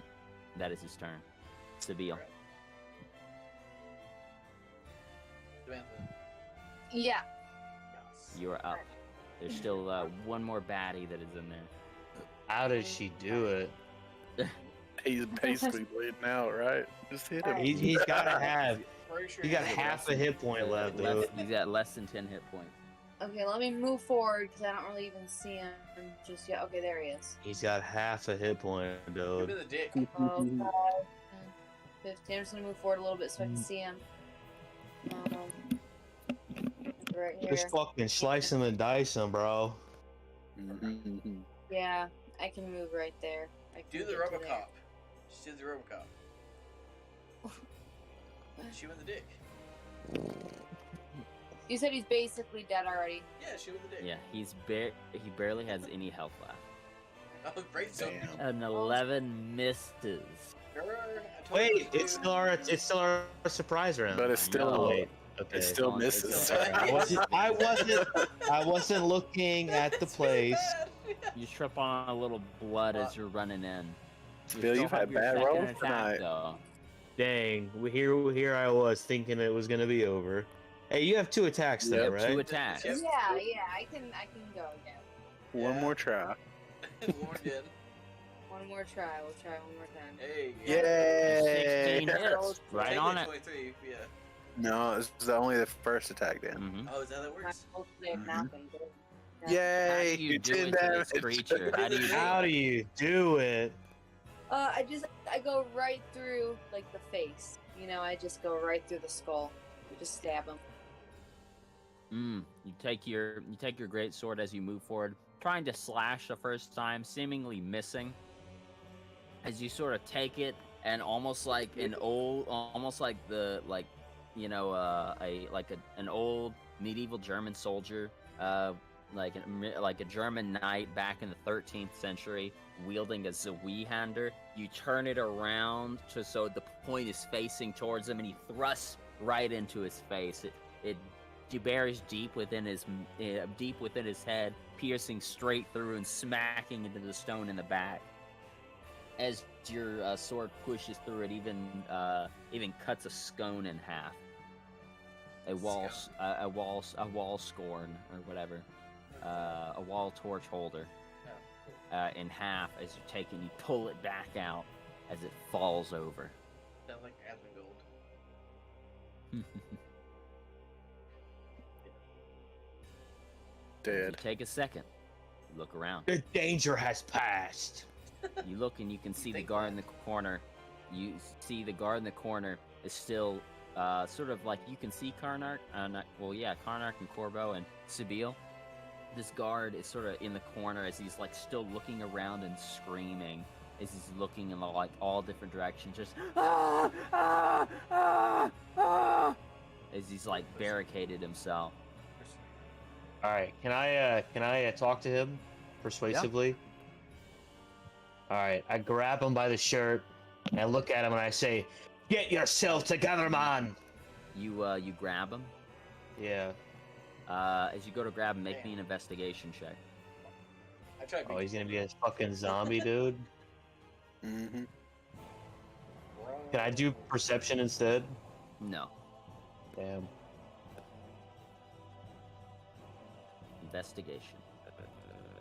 Yeah. You feel like you grab him. Go ahead, continue. All right, I say, "Get yourself together, man. He's just. This fight is far from over." He's looking all around, still just screaming. I slap him in the face. All right. As you go to slap him. Make sure I got the scaling right here. Am I about to kill him? He's like, What's about to happen? Overkill, bro. Get out of my Just face. a second. Dun dun dun. Yep. So, as you take your hand, you sort of reaching through here, and you go to like slap him on the face. You see, as when you take your hand and you go to smack him, your hand phases through him. Oh shit. What? As I need everyone in the room to make me a dexterity saving throw. Oh Oh, shit! no. Oh no. So I would say Amara and Wizliz, both of you are safe, as well as Magister Tullian, because you are still neither of What any the of you fuck? in How do you the do dexterity room. saving throws? I'll move you up close though. What? Yeah, how do you do a saving throw? I'm sorry. You can click. It's right next to your abilities. It's in the second column of your character sheet, at the very top. Yeah, I see that, but where does it say saving? It just says save. It just says saving throw. Um, Second column, at the yeah, I top. see that. Damn, dude. it says saving throws, and then it lists your strength, dexterity, constitution. There you go. Yeah, All right, dex save for this was kind of high. Dantu actually made it. Rest of you, let me roll it for Curtis. Time to get fucked up. Losers. They fail. Danger sense. Oh, Karnark and Dantu, both of you succeed on this. So, as you go over and you try to slap him, Corvo, you realize your hand goes straight through his face, just phases through it. Feels cold, and you see his body. You see his body suddenly poof to mist, as you all feel the ground shake beneath you as it crumbles out as the wood falls beneath. Bro, what the heck? Dantu, and Karnark, both of you succeed your dexterity saving throws. You will, as you do this, both of you find something, a wall scone, a brick sticking out of the wall, something that you grab onto as the floor caves in. Captain Curtis, Corvo, Sabile, the non-existent guard. Let's see. Yeah, Captain Curtis, Sabile, Corvo, and yeah, just all three of you. You all fall down as the ground falls out from underneath you. As you can see the dust kicking up, wood splintering as it all falls down. Dantu, for yours, I would say you sort of look up and you can see a sort of almost like a small sort of chain hanging back and forth, like a that's holding like a chandelier style lantern thing. You jump up and grab onto it to stop you from falling. And Karnak, you grab onto a wall scorn. As you all, as the rest of you, fall down, and you will all, whoever fell down, will take 11 points of bludgeoning damage. Wait a second. Wait a second. He's like, wait a second, hold up. Wait a second. This was a trap, so your dodge move's not gonna work. Yeah. Unless you have something that gives you advantage against traps, like Dungeon Delver, like the feat. No. Dun, dun, dun. So, No. you'll take 11 bludgeoning damage as you fall all the way down. You fall about 30 feet, hitting various things, wooden posts along the way, iron, chains smacking into you as you fall down and almost falling to nearly the base floor as you sort of smack onto this brick-lined floor on the bottom. And we will take a short break. All right, if everyone wants to go and go grab a snack real quick, we'll be back at 10. We'll say we'll take a 5-minute break. Okay. Sounds groovy.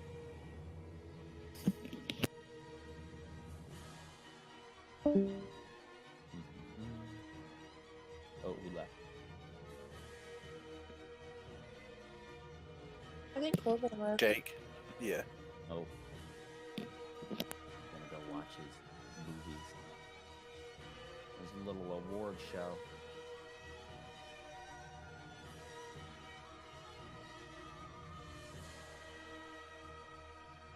Yeah.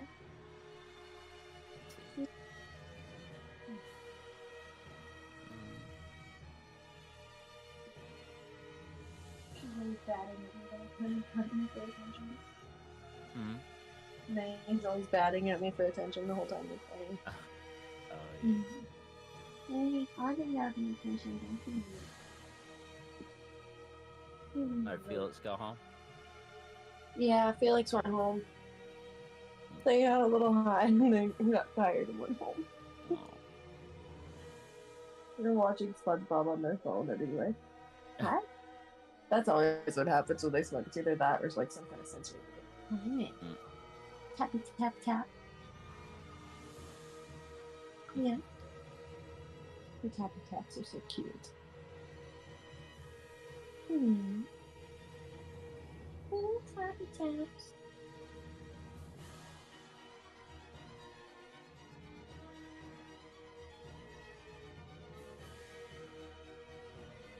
Tap, tap, tap.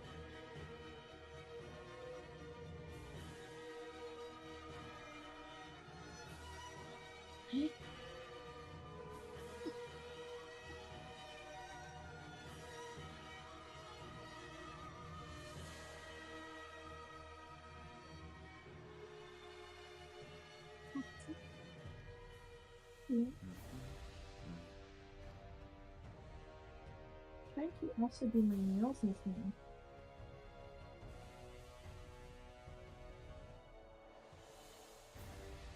I don't care. I know that's what you wanted this whole time. Here, blanket on my lap. Come here. Come on. I will play with the toy here in a little bit. Come cuddle. Come on.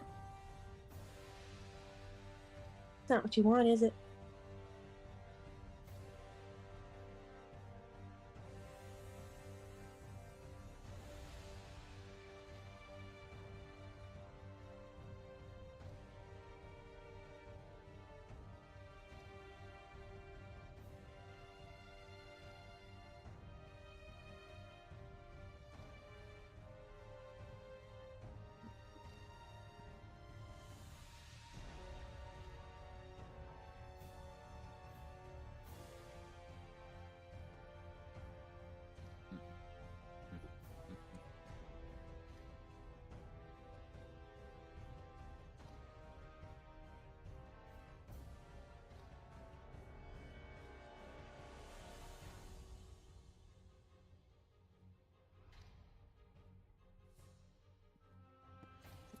I've returned.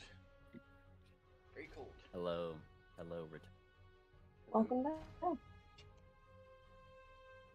Return the slab. Suffer my hurt.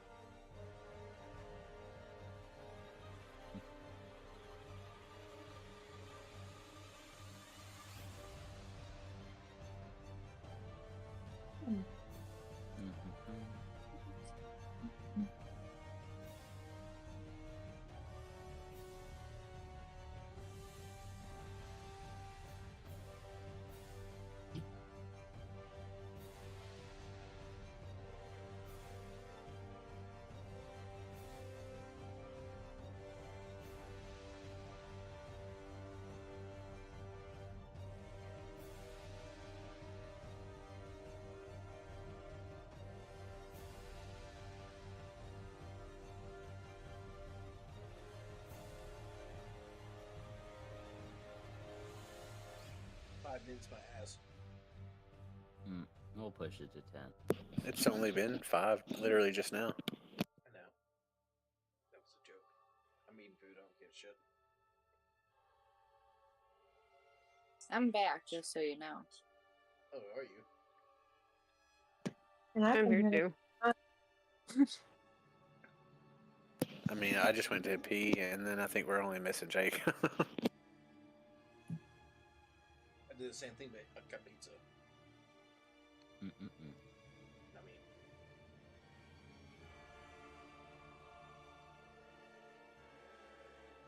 So good.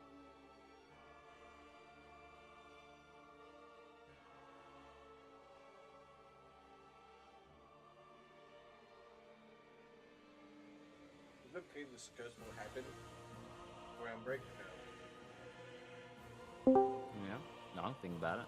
Y'all can discuss a little bit. We'll resume at 10:05. If I was to like a punchy attack, like in Dark Souls, you don't take damage. Will I take damage if I did?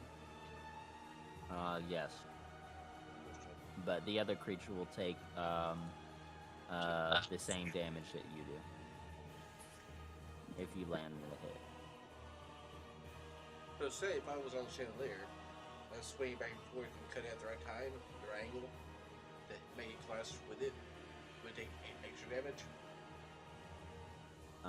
It would take the fall damage that you would normally take. You could make me an athletics check or an acrobatics check. See if you could land it.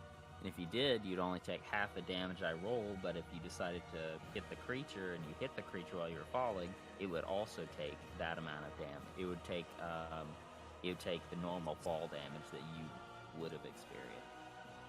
Gotcha. So Hi, May. What?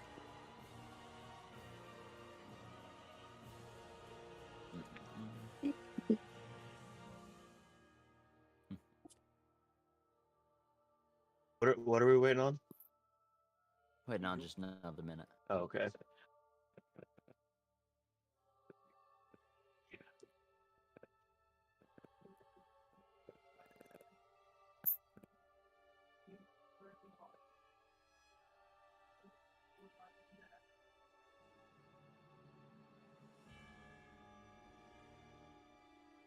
Hi, May.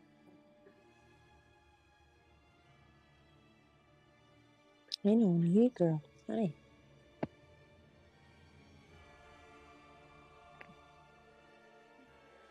Hi, princess. Hi.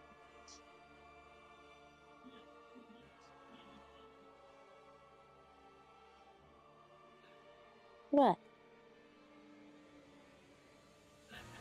You squeaking at me for? What?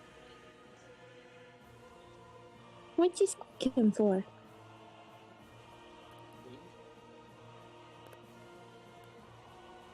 the Squid King. It's alright. All right. Okay. So it is. We'll go ahead and resume. So as Hi, baby. all right. So as you all, is everyone back? Yes. Yeah. Okay. Sorry, May keeps knocking the phone that's holding the mic. My Good.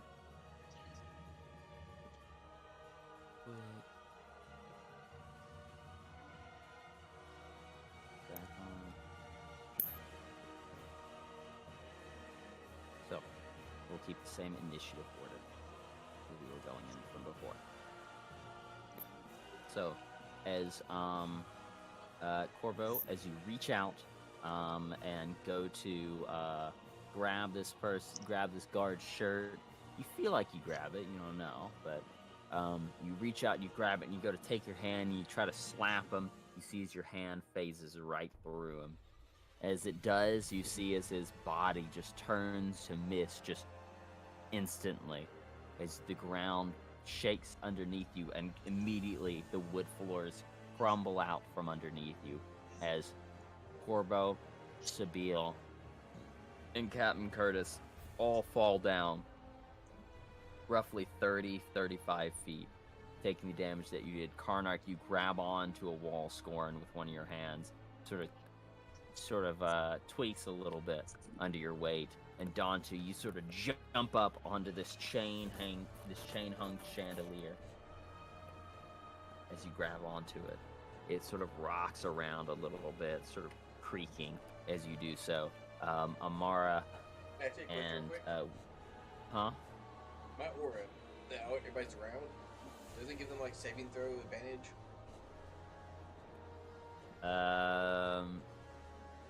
What's the ability? Can you post it? Oh, absolutely. 1 second, sir. Just 1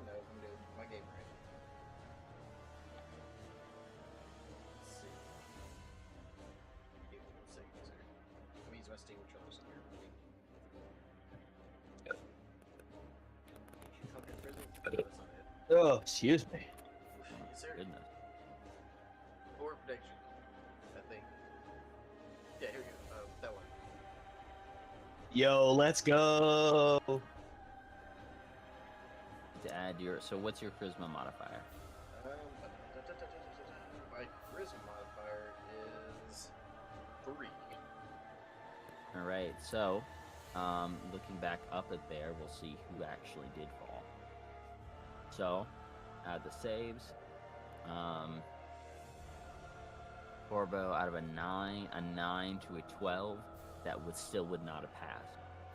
Sabine from a 14 to a let's see, from a 14 to a 17, that would not have passed. Karnark, because you have advantage on traps, because you saw the floor cave out, an 18 already passes, even with +3. Dantu with the 17, that already passes. And then Captain Curtis, 13 +3, that does not pass.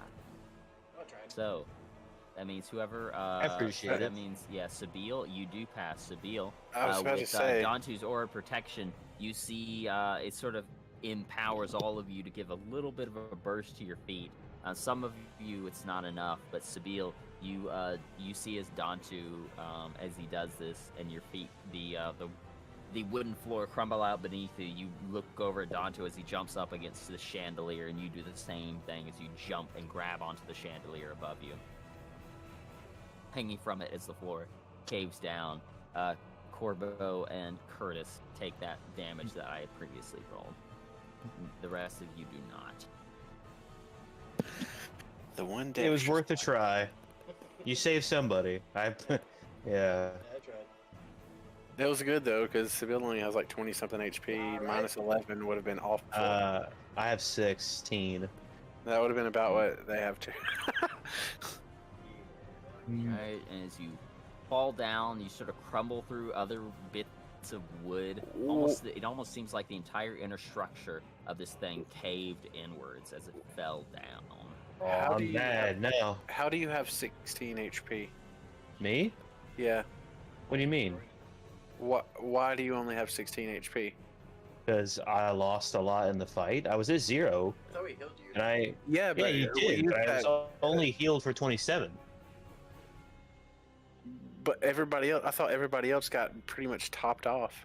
Because I took like 40 or 20 of those points that were just left over when everybody else healed up. Because it was There that. were roughly 70 something hit points left. Yeah, there were 70 From extra. healing Like from a month everybody ago. was, everybody got to pretty much full. I thought. Did nobody Yeah, upgrade I or? can swap I over the never took screen damage, again so- just to see.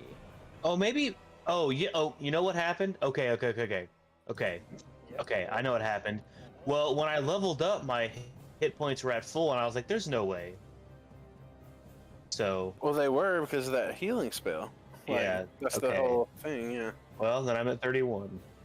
Right. That sounds awesome. better. That sounds a lot better. Yeah.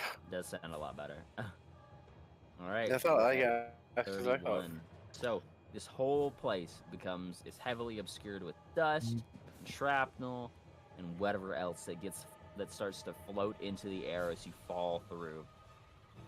Sabine, Dantu, and Karnark, you cannot see below this plumage. It is all around you as well as the dust flies up into all of your faces.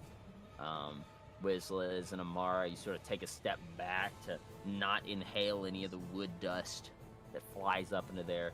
Curtis falling through the same way, up onto the opposite side. As you fall down, you land. What are you doing, Corbo? Bits of wood are still sort of falling down around you slowly. It's everything. It's heavily obscured by a All right. just a Okay. bunch of wood Say it all one more around. time. The Daniels won best directing. So what's going on? So there's a bunch of the floor is caved in. You've fallen down roughly 35 feet. You've landed on a stone brick floor. There's wood still sort of falling all around you, although it's mostly stopped. It has kicked up a bunch of dust in the air, and everything around you is currently heavily obscured. I'm gonna dig my way out then, cuz. All right. It No, begins excuse me. sort of I'm gonna bust my way out. bust your way out. Spider-Man. Yeah, you do. There is some wood and stuff that seems Shit. to fall on top of you. Yeah, you needed 10. Fuck. You're really trying to push some of the Yeah, stuff. but off of you. I'm mad now, so I have advantage. Are you a barbarian? In my mind, Yeah. I am. You went to just like how a barbarian can cast wizard spells. Yeah. Maybe you went to wizarding school on a football college. Yeah, he has like a skillet. football scholarship. Every single time he melees, it's cast iron. Cast iron. Mm-hmm. Shit. But well, no, unfortunately, you do fall down the bottom as you sort of land, and you're trying to push your way, out of everything. Yeah.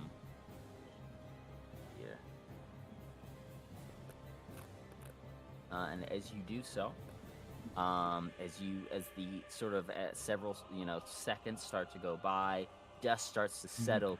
You hear sort of this strange inhaling sound. Sounds like someone with heavy asthma inhaling, like.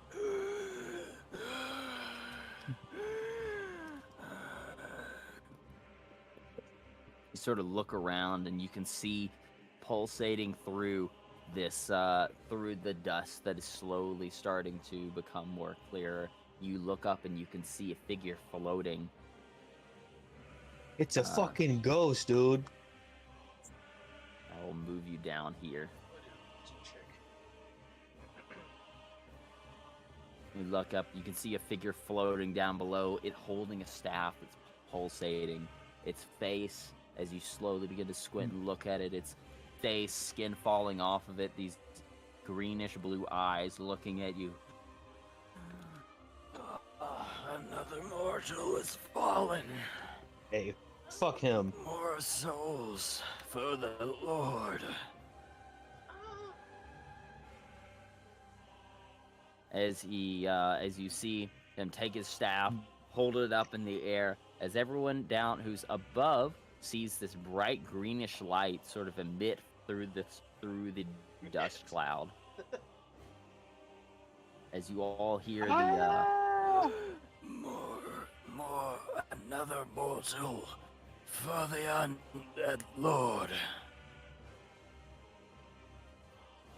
As Corvo, as you begin to start pushing your some of this wood off of you, sort of take your hand, you place it down, and there's something squishy underneath your hand. Sort of take your hand and pull it back. Your hand is covered in blood as you sort of look all around you, and you can see bodies upon bodies all around you, just with splinters sticking out of them, cuts, just wounds everywhere. As suddenly you see, as you feel as you put your other hand back, you sort of move back, you put your other hand back, and you can feel another sort of limb that you put your hand on, like a human limb. As you start to pull your hand away, you see as the limbs all begin to start spasming out and shaking uncontrollably, all of these broken limbs, and they all slowly sort of begin to like move their way, almost drawn in like on a string, being pulled towards the center of the room. Rip, Corvo. Rip. Hey, hold on now. Did you see my thing? Look what I did. Hold on. Chill out. I'm looking. Ah! Great tattoo. What you doing with it? Hold on. What is being loud? What the heck is happening? Oh, there it is. What? Jesus Christ. What Sorry. is it? Something just started playing in the background. I didn't know what it was. I'm gonna turn into Abathur. All right. Do you know what Abathur looks like? I Like, sure completely? do. What does he look like? He looks like a necromancer. Okay.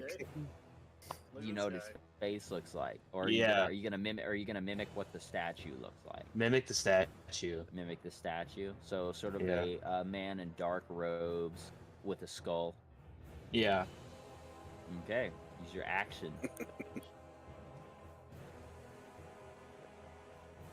As you use your action, you as these limbs are coalescing into the middle of the room, they begin to start forming into a massive pile as you use your ability, as you change into this black robe hooded figure with a skull in their hand. You are now the image of Abathur. What are you doing? I'm gonna yell out to this guy, "Get me out of this heap, you goon!" As it turns its head sort of almost, it sounds like a bone breaking as its neck turns over to you and looks at you. Ooh. But I have advantage because I look like what's his face. Yeah. Womp womp. Yeah. It looks over at you and it tilts its head to the left side, almost as if pondering. And you see its body slowly begin to move and float down towards yours. As the smoke begins to clear, I will say the rest of you can see what's going on down there. Excellent. Yeah. You guys are all 35 feet up in the air, by the way, except for Corbo, Who is on the ground? who's on the ground, except for Curtis. Curtis down there too. He fell. Mhm. You see Curtis in the corner trying to push things off of himself. As you all can sort of see, this creature down here slowly floating towards what appears to be a hooded figure with a skull. Oh yeah. Your friend, you cannot see him anywhere. He's totally just gone. You see his Corbo as you look around, you cannot see him in the corner, trying to struggle to move around as seemingly a lot of wood has fallen on him. He's trying to push past. You can see Captain Curtis over there. But you see as this strange entity is slowly floating towards this hooded man down there. As Corbo, you see as this thing gets closer to you, it stops about it's about maybe 15 feet away from you, about 5 feet in the air. As it looks at you and it looks like it's almost pondering you.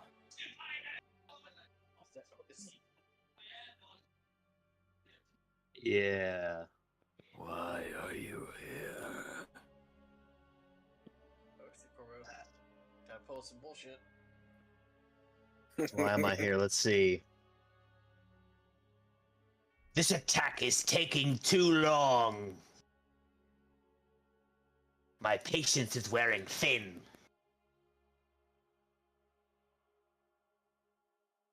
And this is how he dies. I'm buying time. Y'all are taking too long. No, you fucked up. And let me, the smoke begins to clear even more. And I will say, in the middle of the room, at least Sabia, it's much easier since your attention is sort of on him. You can see it too, Corbo. Curtis is sort of in a different thing right now. But the rest of you, you can see in the middle of the room, and does appear to be a large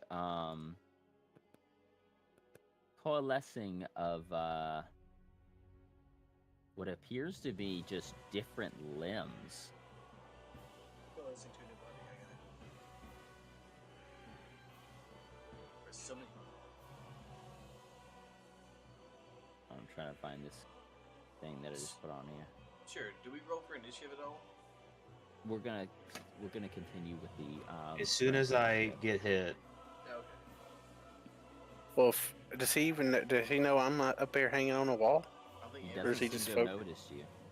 Well, that's awesome because I want to jump off the wall and hit him with my fucking sword. Is your sword Alright. flame yet? Yeah, he probably sees it. I mean, it's still on fire. How about Well, fire? Since Ben just said he doesn't notice me, I'm going to take this opportunity does to not He notice thinks him. you're a fucking torch above. That's Yeah, true. I why am not? on a wall scoring. Let's go. Sconce you is are. actually what those are. Sconce. Yeah, Yeah. it makes more sense. Okay. It's more- We'll say. You do see something that looks like a mass of limbs coalescing in the middle of the room. Oh shit. We all gonna die. I don't give a fuck. I'm jumping off. I want to hit the All right. ghost. Shit, I So don't give a fuck. as he's slowly looking over at Corvo, and Corvo, you said what you said. Sort of tilts his head a little bit. Roll on here. Ooh. You see, that was a nat 20. You see as he looks over at you, you see this sort of bluish aura in his eyes suddenly turn to just a green as he begins to slowly back up from you, taking his staff, beginning to hold it out to you, and he says, "I will not be tricked." As Karnak, your sword lands onto him. Go ahead and make me an athletics check. Oh, you made an athletics check, jump over? Mm-hmm. Yeah, you're able to push yourself off the wall with a 17, and then quite a fall, but you'll reduce this by half, and you'll get to add this fall damage to your attack. So go ahead and make an attack roll against him. This will be with advantage. Oh, shit. 24 hits. Nice. Very nice. Oh, who the fuck is that? All right, awesome. 11 points of slashing damage to this creature, plus 2d6 fire, and then you'll be taking half of this damage here. 4, So but 2. it'll be taking all of it. So I take 2. You take 2 bludgeoning damage. Okay. So, but it'll take in a total of 11 plus 3, so that's 14, 15, 16, 17, 18 slashing damage as you Surprise, jump down motherfucker. from it. Very well done, man. Slashing down onto this creature. He, mean, who expects as an you aerial as you attack from a cut off Minotaur? part of his arm, he pulls back and looks over at you. The staff beginning to crackle. that's the- A trick. That's the arm I cut. What are you talking about? Oh yeah. I'm trying to save Corbo. You Yes. yeah, I will say you do like you chop a good bit of him. He doesn't drop the staff. I would say it was if it was a crit, he definitely would. But on this one, yeah, he does not. He you do damage him very heavily though, but he begins to float back. He says, "You all will receive the wrath." As he takes his staff, he points it at the creature in the middle, and a beam of light emanates to it as almost this greenish lightning crackles off of it as it grows one size larger. Oh, shite. All right, and I need now that Corbo and all them are down there, we'll go ahead and go into our initiative. So we'll just say that Corbo, that was or not Corbo, but Karnak, that was your turn. If it was my You are turn, at I get another attack, right? I was gonna say, well, did y'all want to stay in the same initiative? No. I mean, I'm cool with that. Yeah, I don't care. Yeah. It would take Oh more yeah, time if you to- do, we can. I'll put you over Fine. here, Karnak. He swung off Okay. there. Yeah, Yeah. that's good. He is currently about 10 feet up in the air, though. I will. You hit him on the way down. So, but we'll just take the same initiative. So, Karnak, this is currently your turn. Is it like top of the round? Yeah, top of the round. Okay. So you jumped off your first attack. You jumped off the wall, landing, cutting him down. I'd say all of your movement is pretty much spent right now. Yeah, that's okay. I'm still in range of the other guy. I'm gonna hit him again. All right, Or is go it? ahead. Is this is my extra attack at this point? Yeah. Okay. All right. So I'm just gonna swing again. This motherfucker. Oh. A 9 does not hit. Damn. Creature's AC okay. is low, but not that low. Gotcha. It seems to just move out of the way as you almost. It almost seems like you hit it, but as it moves, this greenish aura almost acts as like some like undead shield that comes up, blocking your blow, deflecting it. It looks at you. Its eyes glowing this greenish hue. All right. I guess will probably just end my turn then. All right. Let's see.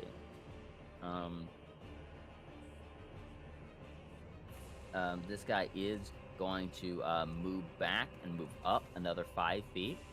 And you get an attack of opportunity from him, Karnak. I do. Let's see. God damn it. 13 does not hit. Barely does not hit. He's back Damn, dude, 5, what is going on 10, now? I mean, I crit like 3 times in a row, and then now I'm getting this. And he goes up 15 feet in the air. As you see him go up that high, he takes his staff out and he begins to conjure something with it. No. Is he next? No, Yes. he better not be. He is. We have initiative rolls already. You never saw him roll initiative. Oh, did y'all roll? I was gonna say we can technically keep the old one. Yeah, Unless that's you what we want to, said. uh, Yeah. so we're Okay, I doing- just want to make sure. Yeah, he is next in the initiative. I already rolled it for the other ones too. Oh, yeah, see, that shit. So, Alright. and then let me roll it for the other. We tried. Other thing though. Should have listened to me. I had 17. Just Mine was 20, so. Yes, but my last time was 6. And it means everybody would have had to reroll, so we could have all gotten worse. So that means Sabine, the thing in the middle, goes last. Yeah, that's good. We like that. Yep. All right. That's So, slow. its turn. So it's going to move back. You see as its staff begins to start crackling with this lightning as it looks over to you, Karnak, as you begin slicing into it. Let's see. Mhm.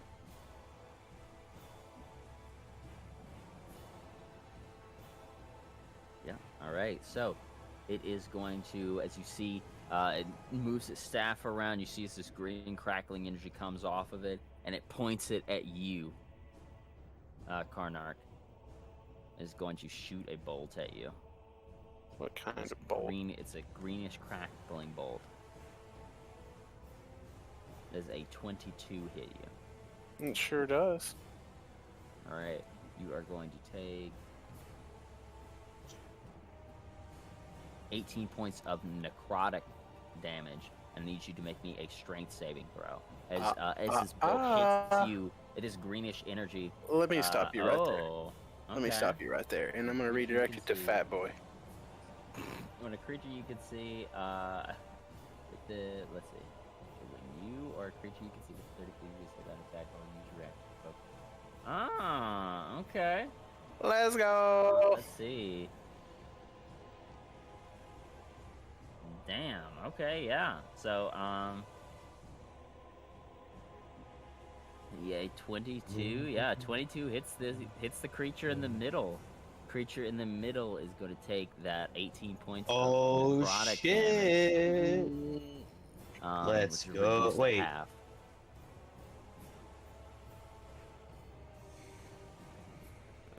And you see as these shadowy tendrils like burst from it, burst from this bolt and sort of like form these greenish glowing tendrils that try to wrap onto the several limbs that this thing has, but it just almost seems to run out of tendrils to do it. As this thing, it's all of these hands and legs and feet and torsos all just sort of like stretch out at the same time, breaking these tendrils as it does not meet the size requirement for the other abilities for this move.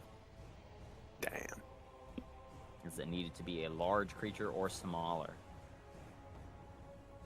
What is that one? This one is a huge. All Is it right. Huge. Mm-hmm. All It's a right. huge. The huge. Big There's a bitch. huge undead swarm. All right. So. Fuck. All right, and that is going to be its turn. Next up, Wizliz. You look down; it's about a 35-foot drop. You can see as most of the smoke is cleared, most of the dust is cleared. Down there, you can see Curtis sort of trying to get himself off of a pile of wooden stuff that's covered sort of on top of him.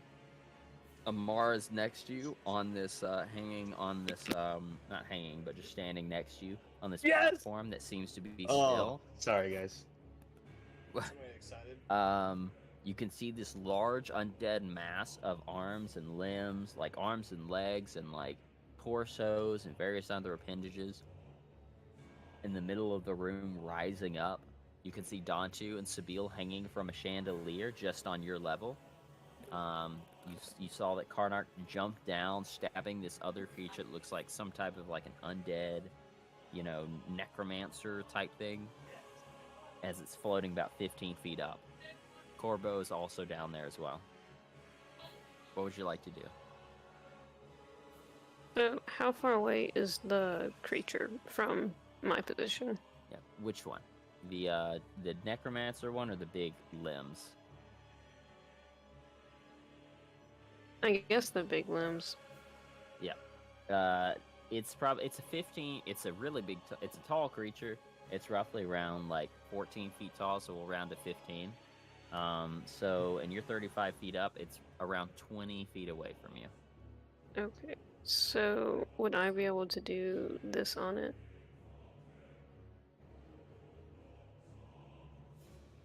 Fuck. Yeah. You definitely could. Hey, before you do that, it took half damage from necrotic just a second ago, so it's resistant to that damage type. Just throwing that out there. Okay. Well, then never mind. Okay. I don't want you to waste it, you know what I mean? Yeah. How far away is the other one then? Blast? I could do that, yeah. You want to do an Eldritch Blast? Yeah, I'll do that. Alright, cool. You can definitely reach it with an Eldritch Blast. Nice. Cool, yep. A 20 hits. We'll go with a 3. The 3 force damage as you burst off one of its limbs. You see is one of the I would say 1 or 2 of the limbs you see as you hit it with this eldritch crackling energy, it just completely decimates a couple of the limbs from its body as it's this large mass of wriggling limbs. It sort of almost looks around the room. It sort of faces around it. Some of the limbs almost look like they're pointing up at you. I did it again. Yeah, I'll do that again.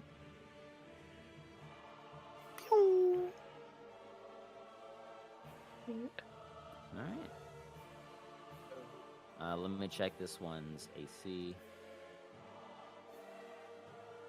Yeah, its AC's really low. A 12 hits.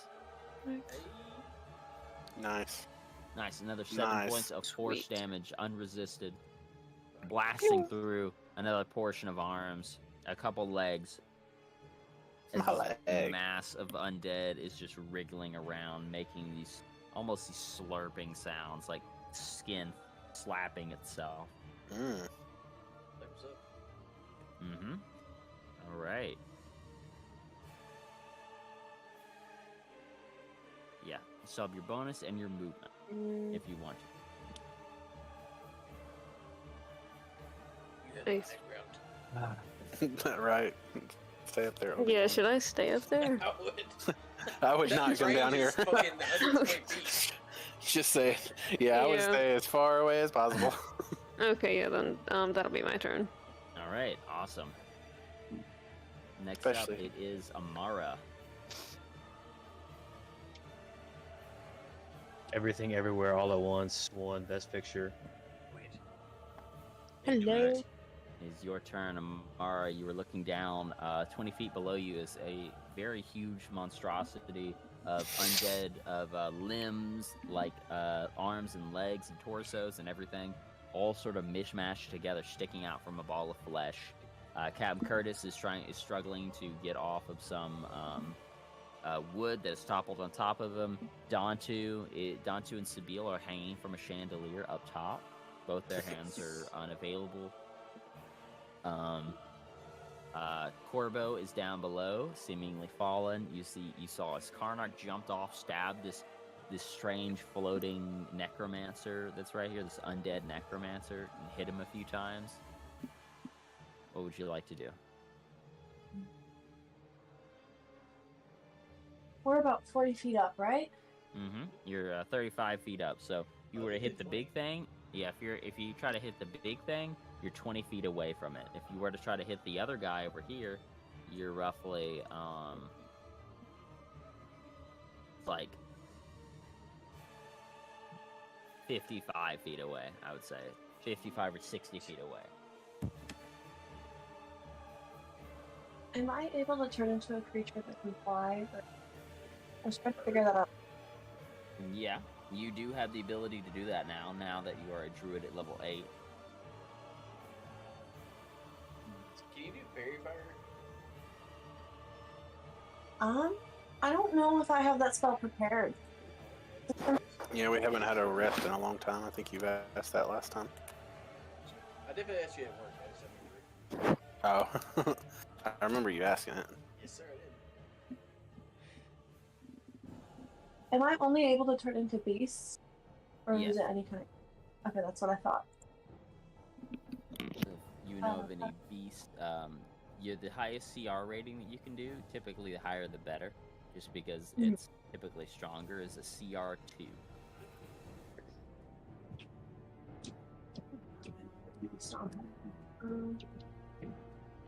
Sorry, I had a different beast in mind, but now that I'm high up, I'm thinking about it. Turn into a giant owl. Giant what? I said owl. Oh, Fast and silent. a giant owl. I was looking at that earlier. What? A giant owl. Just turn into a Quetzalcoatl. Just turn into a Quetzalcoatlus. That No. sounds the same thing, motherfucker. I know Matt knows what that is. I know what that is too. I don't know about Mexican lore or anything South American lore. I was gonna say it's a dinosaur. That is not the same thing I'm thinking of. Yeah, I was gonna suggest just some sort of dinosaur or like a giant snake or something, like a giant constrictor snake, Turn into Orochimaru. or a freaking polar bear. Those are kind of the best. I was into a huge polar bear, but I didn't know if I would be able to get down from up there as a polar bear. You just That was jump an issue. onto the You just jump onto this thing. You can make a an athletics check as a polar bear. Do it. Yeah, then I want to turn into a polar bear. That's what I initially wanted to do. Yeah, Alright, I want to. So you want a huge polar bear? Yes, because that's a creature level 2, right? I was looking Yes. in. Oh, It is a sir. CR2. Yes, I want to turn into a giant or a huge. Bleh. You Polar bear. could Polar bear. technically turn into a swarm of squirrels if you No, wanted you to. cannot turn into a swarm. That's a CR2. No, it's not a swarm. See, I was. It is a swarm. You dragon. can't turn into swarms. 'Cause it's You not ain't no beast. you ain't no hive mind. You may not be. But Or Squirtle you- beast. What was that Alright, thing so- that you got? Let me find a polar bear icon real quick. You're good. I'm. Polar bear. They're going to Coke or Coke and be red. Oh yeah, give me some coke, y'all. I'll go crazy. Yeah, but there's two different kinds. Seriously, this bear is gonna fuck shit. They're the cocaine bear. Yeah, for The real. cocaine bear. Yo, cocaine So bear. a huge polar bear. I don't think y'all really understand how big a huge polar bear I is. think I do. It is. I'll show you. No, right, I don't this think is, you do. So Mara, Matt you is wanna almost the you wanna biggest guy. jump off, use your bonus action to turn into a huge polar bear and make an attack against it. Yes. Okay. So first, I'll need you to make me an athletics check with the polar bear. That would be a D20 plus 5 because a Fuck. huge polar bear has a 20 in strength. Fuck yeah. Holy shit. No, not 5 D20. What did you say? No, you'll roll. Oh my God. 1d20 Bruh. 5. Okay. Wait, I'm sorry. The So R. this is you're making an athletics check to try to grab onto it as you're jumping. A falling 67 passes. Yeah. I understand what you were telling me to do, okay? down. But it's a perception check, didn't you? What? Athletics. No. I said athletics. A huge. Well, okay. What the You're fuck is making it. happening? Okay, so hold on. So Hold up. when you transform, Yes. the physical stats, you use the huge polar bear's physical stats. It has a 20 in strength, which is a +5 modifier. It's not really proficient in athletics, so what you'll do is roll me 1d20 +5. You do, yeah, just do 1d20 +5.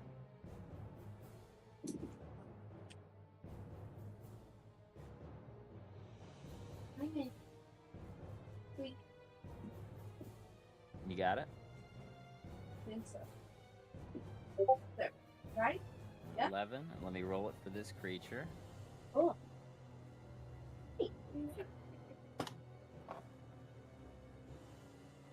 Rolled a 2.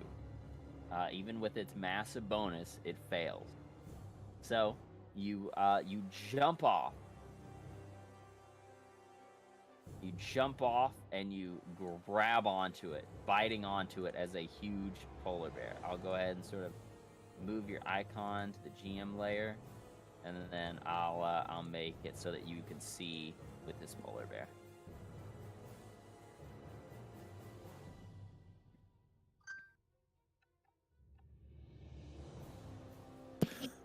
I guess we have a Hulk now. Oh, sorry. Alright. Can you see? No. Oh wait, I yes. see it. I can hold. Yeah, you can now control the polar bear. So, as you jump off, and you make an 11 onto it, you can grab onto it easily. Go ahead, and as a polar bear, you since you still have your action, a polar bear can make 2 attacks, one with its bite and one with its claws. Okay. So, go ahead. Both of them have a +7 to hit. So go ahead and roll 1d20 +7. We'll roll the bite attack first because you're jumping down trying to bite onto it. Okay, so what the bite attack is roll 1d20 plus Yep, 7? 1d20 +7.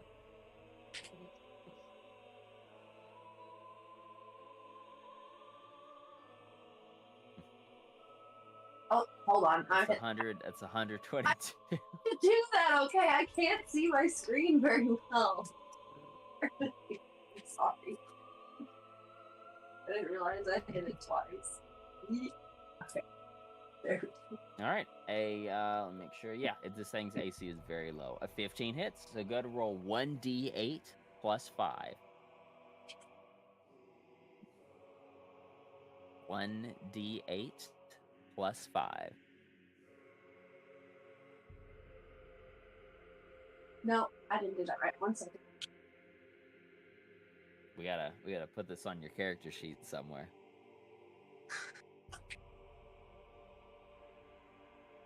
It's just because I can't see my screen very well, and yeah. That's a d8 +20. But that's all right. That's essentially we'll kind of go with that and just minus 15 on it. So 1 + 5, 6 damage as you jump off the side. Since you are a level 8 wizard, or not level 8 wizard, since you are a level 8 druid, your attacks as a wild-shaped animal bypass resistances for bludgeoning and piercing damage as you bite into it, doing 6 piercing damage to this massive creature. It tastes horrible, by the way. It tastes like rotting flesh. But you also have your claw attack. So go ahead and roll that 1d20 +7 for your claws.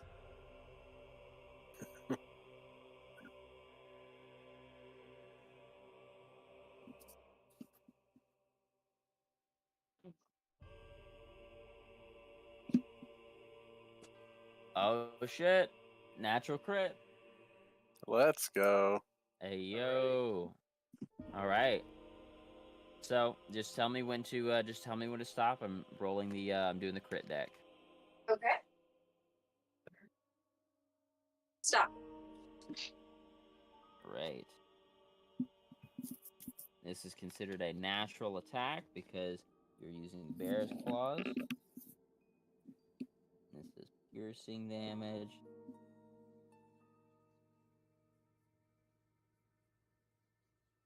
Man, my count's just comfy as fuck. I'm happy. Let's see. Piercing damage. Actually, this is slashing damage because claws. Nice. You deal double damage, and you may automatically grapple the target. Tangled. Nice. Or they can suplex them. It means they have 0 movement. Yeah, it means this so go ahead and roll your damage.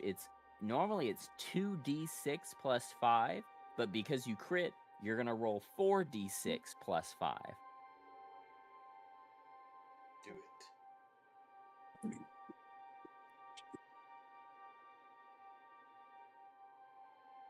Yep, 4d6 plus 5. They just got overpowered. Good job. Nice, doing 20 slashing damage to it. Do you want to grapple the target? Yes. All right, so as you grab onto it with your claws, they pierce and slash deeply into this undead mass's body. You grab onto it with your claws as you roar out, as you all see this your druid jump off, turning into a huge polar bear, biting and scratching at this creature as it pulls its claws and slams it down onto the ground. Awesome. So is it bloodied? Almost. Okay. All right. All right, that was the claws, that was the bite and the claw attack. You are out of attacks. Is that the end of your turn? Yes. Awesome. Cool. All right, so next up we have Corbo. You're up. Ah! Finally. I'm Kill still the fucking buried, wizard. aren't I? Kill the fucking Huh? wizard. Am I Yes. still buried? Somewhat. You can just make a free strength check to try to push yourself off. This won't be an action. Yep, you push all the Thank stuff off of fucking you God, dude. as you get loose from all the wood that collapsed on top Easy of you. peasy. Okay. What you can see. For Karnark's right next to you. Sabine and Dantu are dangling from a chandelier up top. Wizliz is up there. You saw as Amara jumped, transformed into a polar bear, and started body slamming this wriggling mass of undead limbs in the middle. And yeah, I will tell you, he's 15 feet up in the air right now. Oh, that guy is? Yeah. Yo. Do it. Oh, boy. Oh, wait, hold on. Maybe not. Mm. Okay. Hear me out. Hear me out. You want to make a running jump to him? No. It's like plans. Their plans. Yeah. No, How I are don't you- want to. how are- I don't want to. I don't want to do any of that. I'm thinking. Oh, Sorry. okay. You good? So, if I'm right here, Mm-hmm. do I have? Is he flanked? If you're right there, 'Cause that's- yes. Yes, Okay. he is.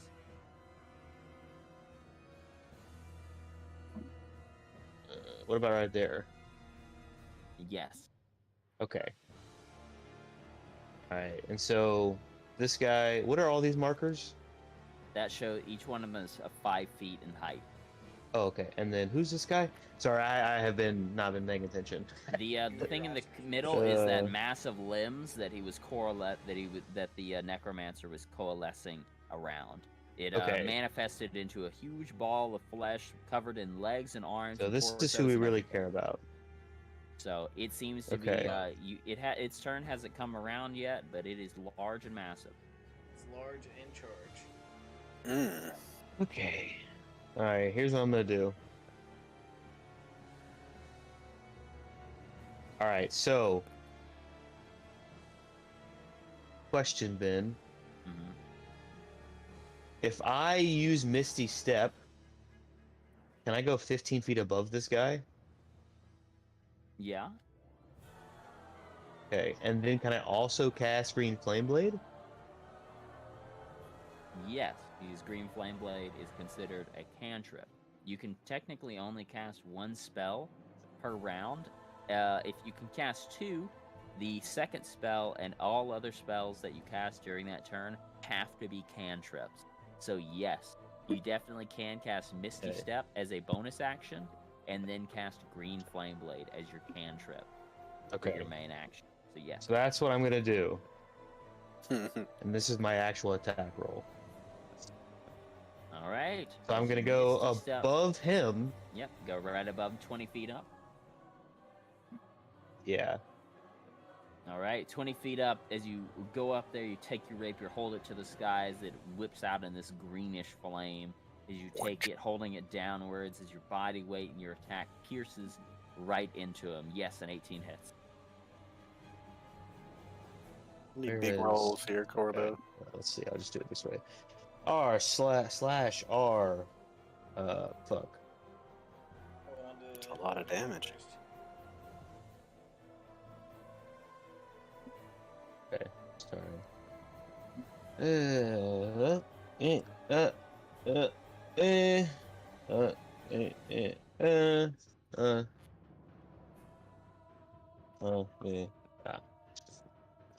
There we go. It's a number. Damn. Hooray. What's he did? How's he do it? Damn. 21. Now, I'm like- Good.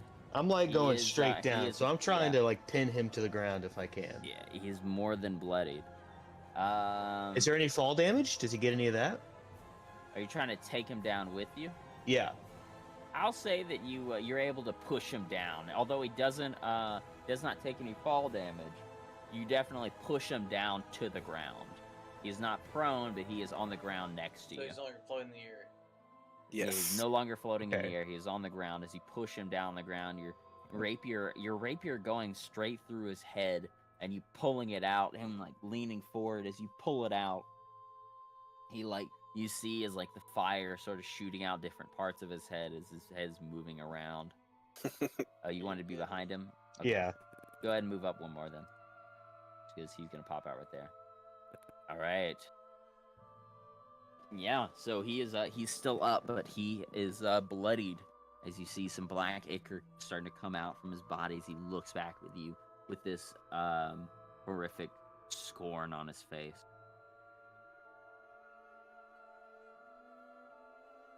All right, that's your turn, Corbo. Yes, it is. All right, next up it is Dantu. Dantu, you're Alright, hanging so I want to from a coordinate chandelier. attack with Seville.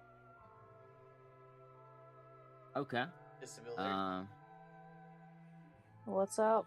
Alright, so what I want to do is I want us to climb on top of the chandelier. I want us to swing it in the direction that got us down on the ground and use the falling damage of the chandelier to attack him. So I'll do athletics check if you're ready for that.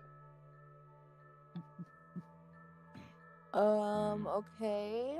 Are we gonna take damage from that? No, because we're taking an athletics check, so we'll take half of anything we take, right? Yeah, if you both pass the athletics check, you'll take half damage. So I'm trying to help you out. So I won't do my athletics check, you do yours. Bam, look at that, I'm sexy. Okay. Oh, well, I was gonna say, are you doing this, and then like, are you just doing this, and Sabile's just like, oh, okay, or like, coordinated Sabile, with them, do you somewhat. want to do this attack? I rolled really high, I think you should. Dantu is suggesting getting on top of the chandelier, swinging it around with the force of both of you, and then breaking the chain so it could fall on the big creature, doing damage no, to small it. one. Kind of far for the small one, I No, will it's not. tell you. Yeah, Okay. Because you can angle it. And my acrobatic or athletics check says yes. Did I do acrobatics or athletics? Well, the athletics is to make sure that you survive the fall. Sure. Okay. so you don't take or at least you don't take full damage from falling. Oh shit. You're wearing full plate mail, Dan. How acrobatic do you Alright, think so- you are? This is how it'll kind of work out. It'll go off on Sabiel's turn because it goes Dantu, Captain Curtis, and then Sabiel in the initiative order. Okay. So Dantu, you want to you made your checks. We'll just use those. So you want to climb onto there, and then we'll say that you're waiting. You'll use your action. You'll use your action to help swing and break the chain onto the guy down below, right? For when Sabiel gets up there, correct? Okay. We'll do it like that. Use your action to prepare this. All right. It's Captain Curtis. Captain Curtis, could you try to push off this this shit that is on top of thing go? My screen's not big enough. 14. He pushes off some of it. There's still a little bit left on him, but he's able to get a hand free. He's struggling and he's looking out and he sees this creature right in front of him as he takes out the jailer. He's just gonna try to attack it. The jailer, let's go. And he's gonna use his -5. A 15 hits it. It's gonna take 17 piercing damage. Damn. Stabs into it. He has to use his bonus action to reload because he only has one hand right now because the other's still sort of trapped under there. I've almost got it. And that is his turn. Sabiel, you're up. So you want to climb onto the chandelier, move it around, and then aim it towards this necromancer, right? Yes. Yeah, I guess. Okay. So, Sabiel, you use some of your movement as you climb on top of the chandelier. And I need you to make me oh, you already did the 14. As you make your athletics check, you begin to swing the chandelier back and forth, and then you see as some of the chain starts to creak under both you and Dantu's weight. As you see that the chain begins to slowly, like you see one piece begins to slowly crack, and it falls. I need you to make me just an attack roll. So it'd be a d20 plus your strength modifier. No proficiency. So you could just make a strength check, as you could say.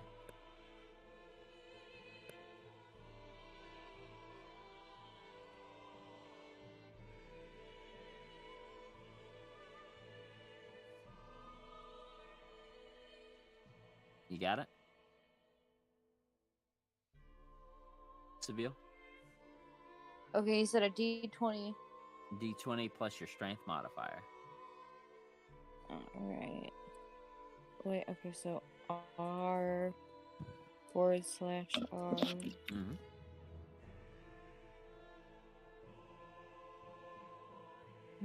And then plus my strength. Mm-hmm. Where's my strength modifier? It'd be the big number above your strength. It'll say like +2 or Yeah. +3.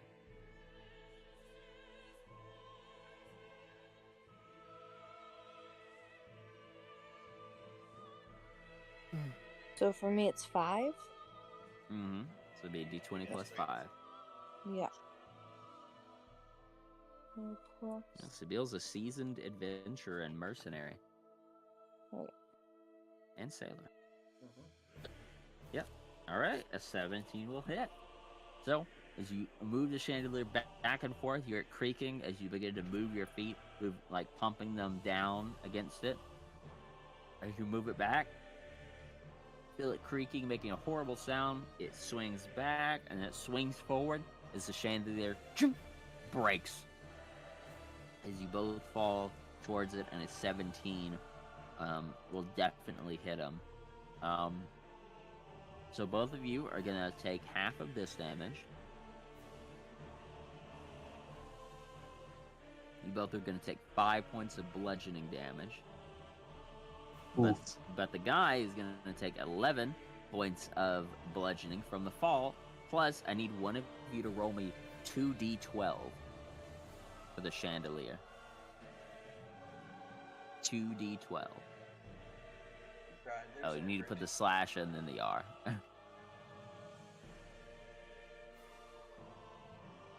Fuck. 28 points of bludgeoning damage as it beats down on top of this undead necromancer. Oh, Fuck, that's a he lot. dead. He squished. Bonk. As he is far beyond bloodied, it like destroys half of his face, breaking off one of his arms. He is still up as you see blooded ichor and almost a dust coming off of his body, this greenish flame on the inside of it. Kill him. Kill it now. He's just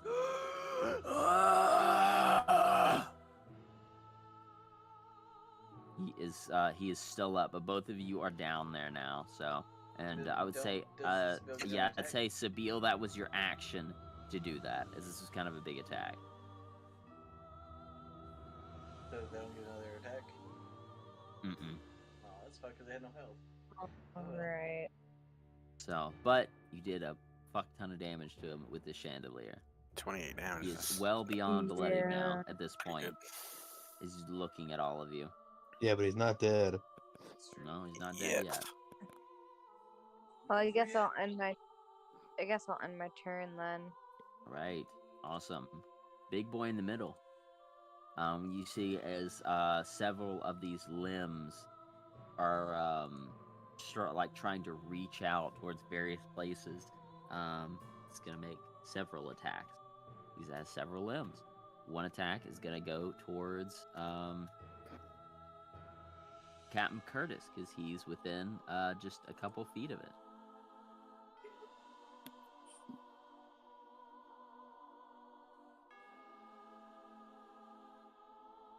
He's gonna tickle me. Elmo. A 20 hits Curtis. Damn it, Curtis! Why you laying dead? Yikes. Curtis is gonna take Curtis 9 up the points of bludgeoning damage, and Curtis is now restrained by several of these limbs grabbing onto him, and he's like, "Ah, get this thing off of me!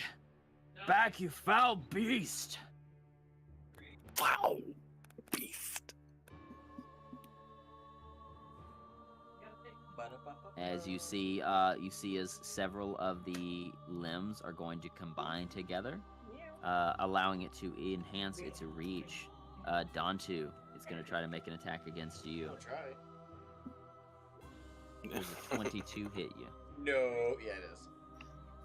Yeah, Right. no. As the force of 2 of its arms clasping together increases its damage output, you're going to take 12 points of bludgeoning damage. And Corbo, it is the same for you. It is going to try to make an attack against you as well. Fucking die dare you. That was Does shit. 21 hit you? Yeah. All right. Yeah, it does.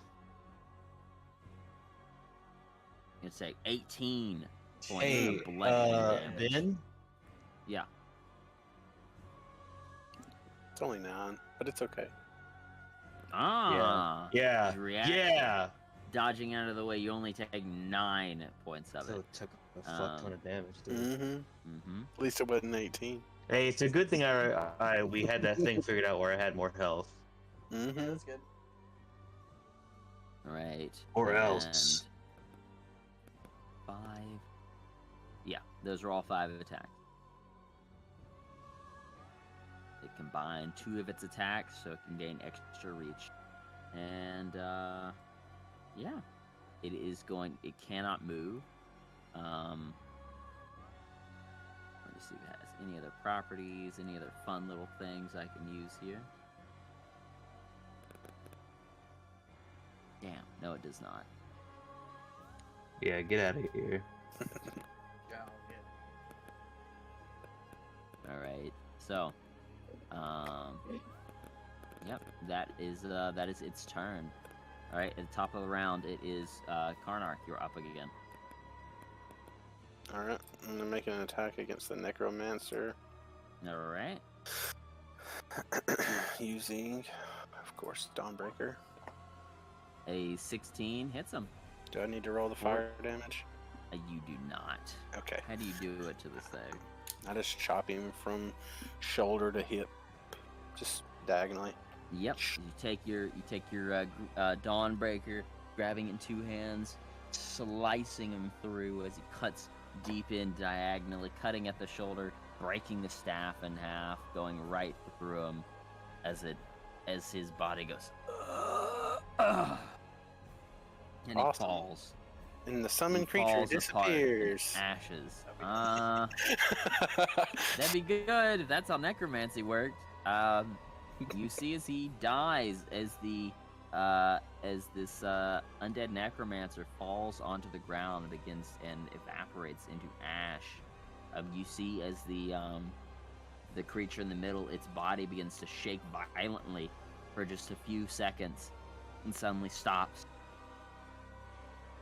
and then starts reaching out in all different directions. Oh shit. So everyone who's within 5 feet of them will get an attack against them. Thank God I'm not there. Does a 5 hit you, Karnak? A 5? Or a 17, I mean. Yes. It'll take 12 points of bludgeoning damage as a fist moves around, a particularly large arm moves around and clocks you in the gut. One attack is gonna go. One attack's gonna go after Amara. Fuck. Technically, that'd be 25, but that's a natural crit. Crit deck, crit deck, crit deck. All right, Amara, you get to decide the crit. You tell me when to stop. Oh shit. Okay. Crit deck. Stop. And this is bludgeoning.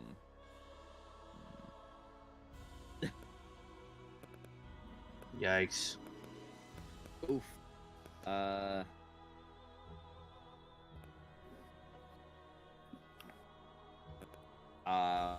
don't like the sound of those apples. You are brained. Double damage, and the target can only take one move or one standard action next round. So that means only thing you can do next round if you is you can either move or you can attack one time, because it clocks you in your huge polar bear brain so hard that it just jogs you. Heroes are doing animal if they can't leave their body. Yep, and so that means you're gonna take 2d6 or 2d8. 8. We got 8 plus 4. Your polar bear body will take 13 points of damage. And huge polar bears have how much health do they have? They have 65 health. So you are good. Your polar bear, whenever you wild shape, you assume that creature's hit points, and it takes damage before you take damage. It's almost like temporary hit points. Oh, okay, So cool. once its hit points go back to 0, you instantly transform back from your wild shape into your regular self. And Okay. if there's any damage left over, like if it had 2 hit points and something dealt 10 to it, it would take 2 and you take the remainder, which would be 8. Shit. Okay. All right. So, and then Curtis is gonna try to hit against him. It'll have advantage because he's currently grappled by it. 2d20. 15 plus 5 hits for 20. Not a nat 20. 1d8. 4. Curtis is clocked in the face for 10 points of damage. You know, as he gets clocked, you see some blood come out of his mouth and he spits out. He's like a touchy. So, right, and that is its turn. That is the reaction it did when it when the necromancer died. It is still going crazy. But you see as the greenish energy it's pulsing in around it suddenly dissipates. As its grip seems to loosen a little bit on Curtis. It seems seemingly weaker as some of the limbs begin to slowly fall off. All right, but it is, it is, let's see, that was your turn, Karnak. Yeah. All right, a 10 to hit it. A 10, that just hits it. 13 slashing, cutting it deep into this undead abomination.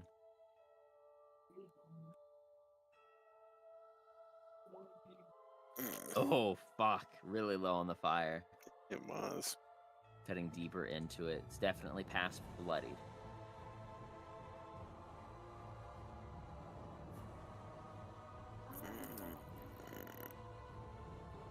I think.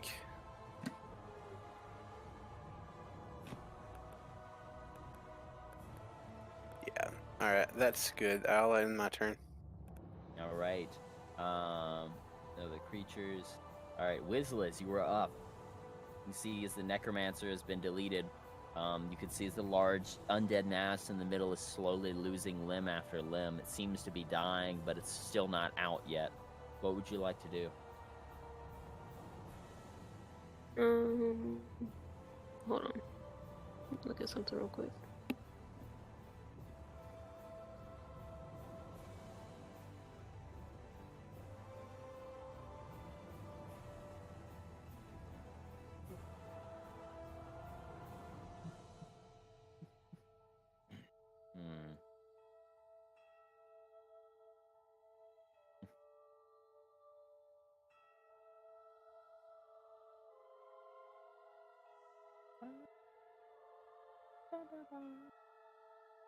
Would I be able to like, let's say cast green flame blade and then put that on my spear and then throw it at it, or am I like too far away? Yo, Do all green that? flame blade, let's go. Post the spell for it. I just want to make sure. I think it requires a melee attack. Yeah, I think it does too. You might But be I'm right. curious about that. You just make a melee attack. Yeah. This would, if you were to throw it, that'd be a thrown weapon attack. So You could still attack it with that. Yeah, could I like run and jump and like dab down on it? yeah, definitely so. Yeah, as you run over, jump off, and you try to stab down on it, make me an acrobatics or an athletics check.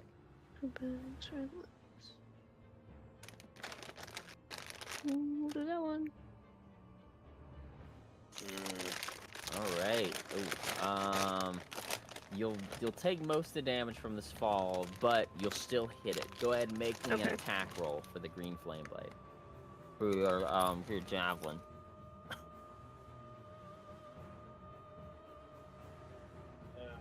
Oh no, the attack roll. I think that was the damage. Sorry. Oh shit! Oh, Nice. shit. Let's fucking All right. go. Crit deck. Okay, yeah. Choose your time. Let me know. Correctly, Wizliz. Choose your time correctly. Yeah, don't break Right. your goddamn axe like I did. Let me know. Yours was a Stop. crit fail though. Yeah. Here we go. All right, was this piercing? Mm-hmm.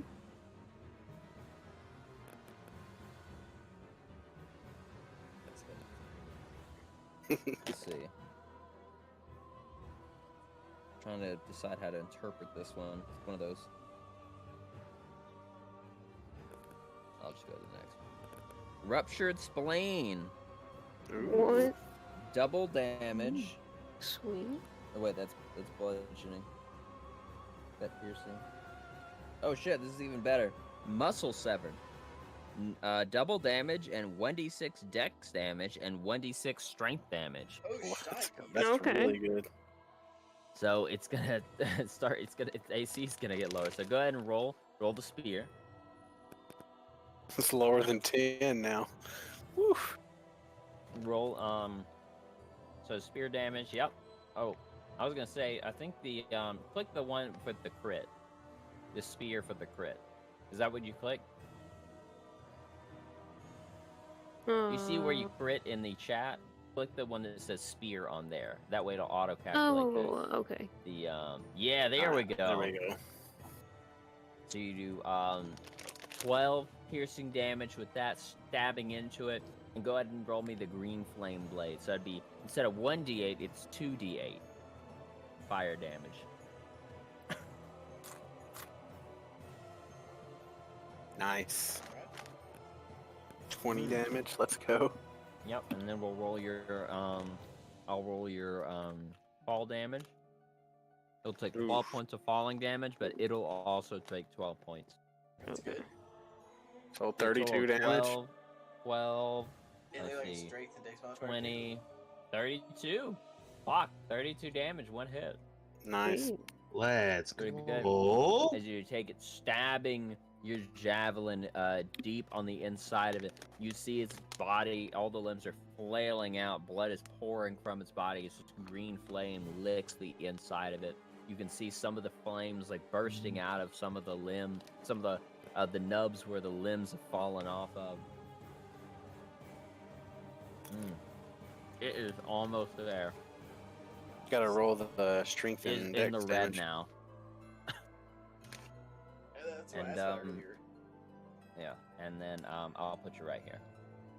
Yeah, but Okay. what about the They're gonna strength roll dex? the. Yeah, it's gotta roll. Oh. The, She already did. She rolled the 4 for the athletics. I'm talking about for the crit deck. You Yeah, get dude. one Oh to yeah, 6. yeah. That's right. Roll 1d6. Well, roll 1d6 for the which one? Dex was and it? strength, right? Yeah, you said Yeah, both. dex and strength. So Hmm. roll 1d6 for the dex damage and 1d6 for the strength damage. All right. 1 plus. One strength? Oops. Yeah, I Ah. guess it doesn't matter. Nice. Hey, Hey, it's one's- doing a little one's- something. Yeah. It probably Let me took the see. modifier away or something, down by 1 or something. Hopefully. Its AC has dropped by 1, and the amount of damage it can do also has dropped by 1. Winning. Fantastic. So awesome! Its AC is instead of 10, it's 9. Yo, let's go. Pretty good. What's up? All right, that was pretty much all your movement. If you have a bonus action you'd like to do, you can do that as well. No, that'll just be my turn. All right. At your turn. Awesome turn. It was a lot of Thank you, damage. thank you. All right, Amara, you are up. You're a huge polar bear. You're still a little brained from the last hit, so you can mainly only make one attack. Would you rather make a claw attack or a bite attack? The claw attack does 2d6 plus 5, while the bite attack does 1d8 plus 5. I want to do the. Yeah, the claw Claw does. Yeah, claw. Yeah, go ahead and make me a roll. It's an attack roll. It'll be 1d20 plus 7.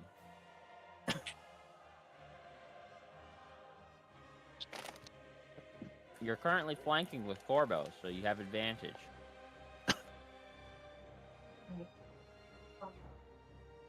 Go ahead and roll again.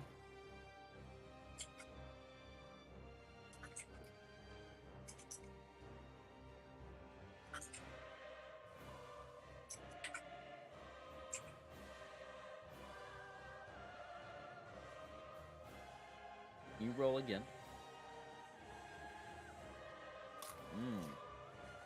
An 11 hit.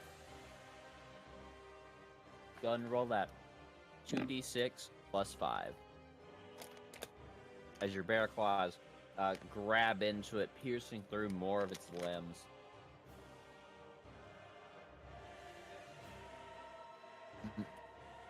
It's the slash, not the question mark.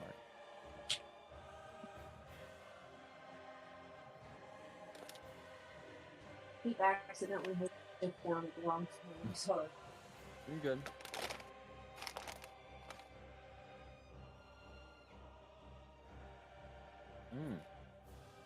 Nice. 13 slashing as you slash deeply into this undead mass of arms and limbs. check. How do you do it? I'm glad you said it, because that got it to 0. How do you How do do it? you do it? Nice. How do you do it, Amara? Oh shit! You killed it. So Oh. how do you kill it? I mean, it's a mass of limbs, so I guess just tear all the limbs apart. Or All like the hands that. off. How do you do it? Rip it in half. Back all the hands off. Yeah. As you're, Yeah, just cut off all their hands. yep, as you in your polar bear form, as you're ripping and slashing at this with your claws, you take one claw and you slash it and you cut it. You hold your claw back and you go in for a massive swipe on it. You cut it deep into it, cutting off a massive chunk of its body as this undead ichor pours from its body. This Nice black vent ichor layers. beginning to pour and flood into the room, almost like popping a large balloon. It begins to cover everybody in the room with this Sorry, y'all. blackish goo. Yummy. It's basically like printer ink, but more viscous. Yes, well, at least we'll be cloaked with the smell of death, and zombies won't attack us. Hopefully. It smells horrid, horrid. But as you cut this large chunk off of it, all the limbs suddenly stop moving and just begin to fall off. Just Can we like, do the bodies? well, it's just a lot of limb. Yeah, I'm more interested in the like necromancer naked. guy. Oh yeah, definitely. So as this sort of all turns to this goopy black ichor, you look around for a second, and after a couple moments, you all realize that the danger has actually passed. The Yippee! danger has passed. Danger. Golly. Maybe we should take a short rest now. Oof. We Oh, really thanks for need to raising our take. bodies.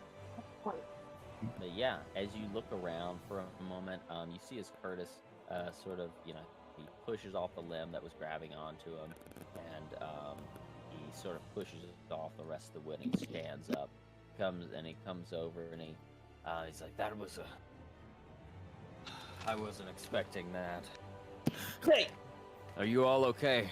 Oh, why didn't Tullius ever attack? Big question. It's trying down here with some of the sex map. Ben, did you forget? I didn't forget. Let's ask him. Bitch, what you He's all the way up there. I don't see him up there. Oh, he didn't have any spells left. Oh yeah. Well, hold on now. He has magic missile.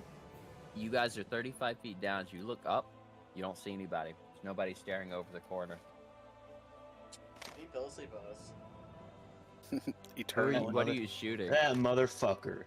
Him. Just shoot into the air. Who? He's not really here. Nobody. Nobody, I guess. I call out to him. Ah, Tole. Oh, you there, mate? There's no answer. Damn, he died. Well, let's move on. Tullian! Where are you? Curtis calls out. There's no answer.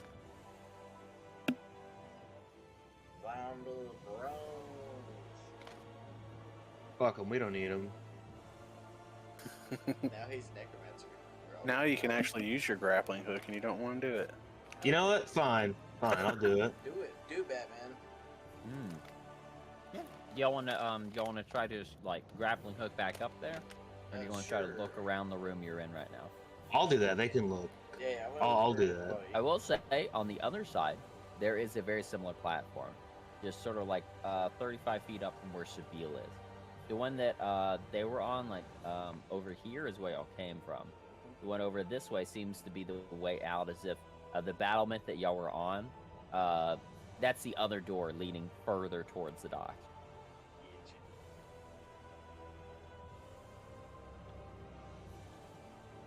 But yeah, so if y'all would like to look around the room for a minute, make me an investigation check. or a perception check. I'll go up. I'll do the grappling hook thing. Okay. Go ahead and just make me a Who's that crit? Mm. an 11. Let's see. How are you? You just throwing it up there? Yeah. Okay. With 21, yeah, easily. Are you throwing it up to the side you came from, or the opposite? The side I came up from. He's Yeah. curious. You easily, as you throw it up there, there's a couple pieces of sort of iron and wood sticking out, and you seem to grab it onto it. As you do, you sort of pull onto it. It seems like it seems pretty firm. You grabbed onto a pretty good spot. As the rope comes down and giving you an access to the way out. But as you're doing that, you all begin to search the room. Captain Kurt is sort of calling out for Tullian, trying to see where he might have gone, if maybe someone might have gotten to him when y'all weren't watching, when y'all fell down. So I don't see him at all. Mm-mm. As you climb up to the side, as everyone else is looking around the room, you climb up, getting up there, and you look out, and Magister Tullius is not there. And on the Oh, I'm ground, gonna. Oh, make me a perception check. perception. Yeah, this one's just be big brother. You Hey. can see that's good enough. Actually, it's right there. You can see on the ground does appear to be a small ring with a Okay. finger still attached to it. Oh shit! As you pick up the finger, you look at the ring. This is a Magister signet ring. Oh fuck! I put it on. It's mine now. Oh, I'm serious.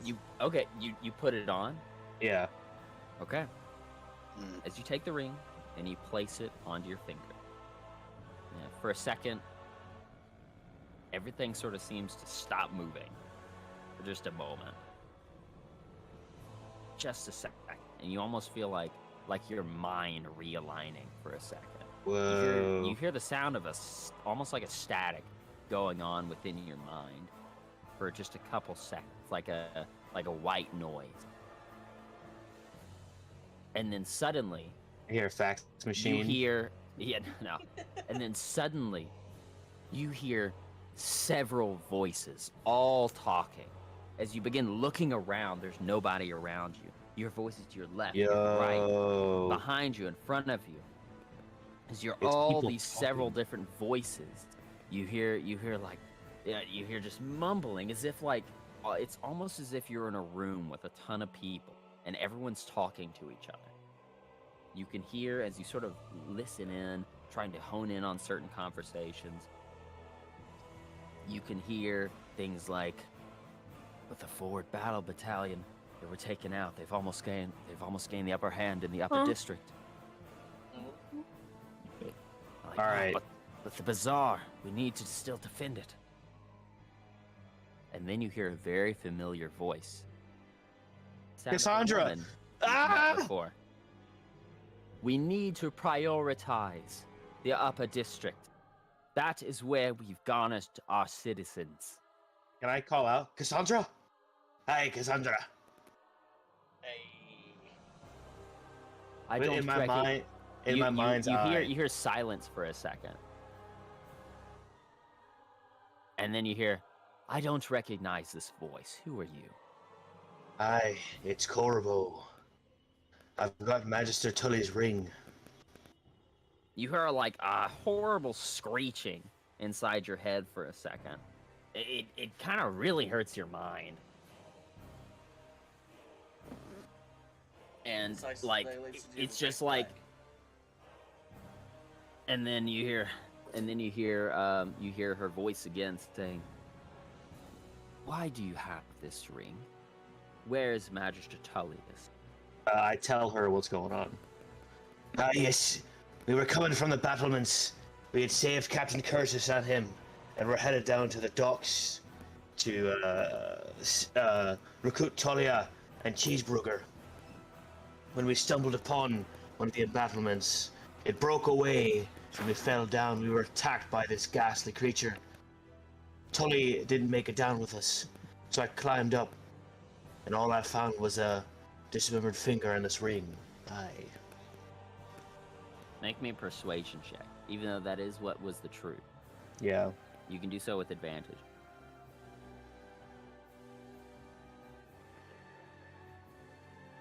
$23. That's a success.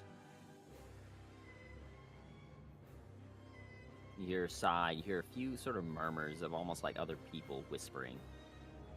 Almost like they're whispering to each other. You're heading to the docks, right? Aye. I've already been given word that Dr. Brugger is heading towards the upper district.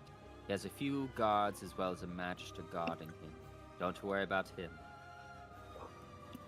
We are aware of a defense that Talia has put up near the dock. She must still be down there. I'm promoting you to temporary magister stat. Yo! So that you may have access. Do not slander it, or I will kill you myself. Shit, dude. I do This kind is of an a... This Ooh. is an emergency situation only. Find Talia. We know she's still at the docks. One of our magisters are down there, but she refuses to leave. Is she waiting for that booty call? Okay. So I'm also gonna say to her, I won't let you down. Abathur, he's back.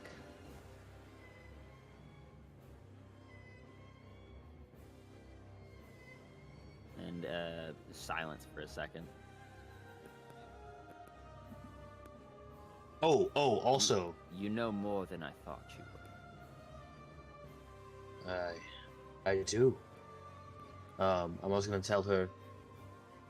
There's a man in the market district of Bazaar by the name of Caleb Masterson. He's got a surplus of what's it called? Motherfucking Glintstone. yeah. He's got a surplus of glintstone that can be used as weaponry. You throw it down, and it shoots out bolts of energy. I know what glintstone is, you simpleton. Damn. Well, did you know that? If we can, I'll spare a detachment and send it to try to find him.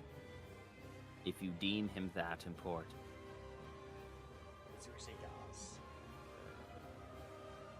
But right Aye. now, we are stretched thin. This invasion needs to be under control, and our lack of inner city defenses are keeping us from doing so.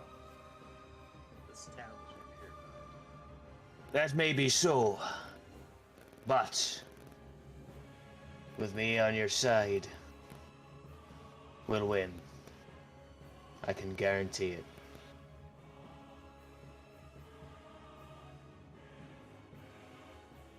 Until we meet again, Cassandra.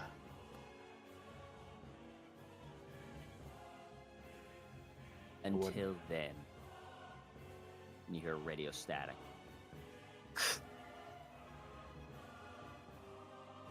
Okay, so while that conversation was happening, everyone who made me a perception check, who's down below, who was checking around, Karnak couldn't really find anything. Dantu and Sabile, I would say Sabile.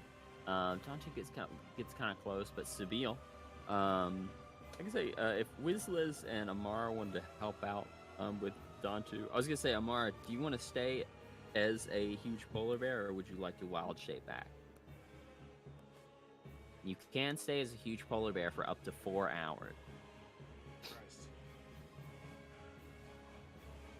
I think I'm gonna stay a polar bear until we rest. Because otherwise, I think, how many more wild shape things do I have again? you have 2 total wild shapes per short rest. Okay, yeah. You have 1 left. Once you go back, you can only transform 1 more time before you need to rest. Yeah. I'm gonna stay at polar bear for now. Okay. So, Polar bear. yeah. So if Wizliz want to help you, Dan, I would say with Sabine and Dantu and Wizliz, sort of everyone's combined efforts, you sort of search around the room looking for things. This appeared to be some sort of a almost a basement level to the battlement. In here, with all the wood covering everything, it's really hard to gauge anything in here. But you do, where a piled up part of the wood is, towards the back here, right along this way, there does appear to be a 5 foot by 5 foot door. Actually, it'd be more like a 5 foot by 10 foot door, like a wooden gate with these iron reinforcements that seem to be blocking. As you sort of go up to it and you put your ear onto it, in the distance you can hear the sounds of fighting, almost as if this leads towards the dock Yeah. on the base level. What about that skeleton guy that we killed?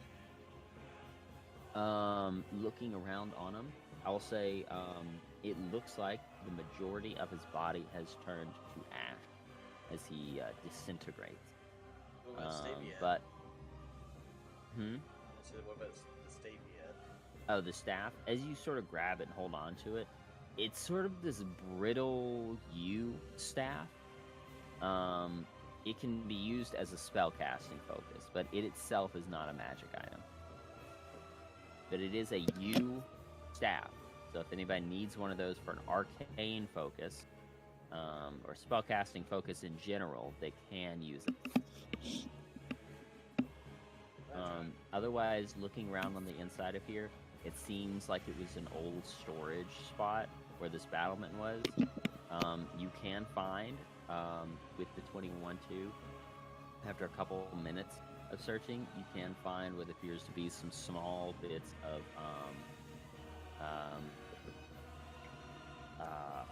you can find what seems to be like small excuse me.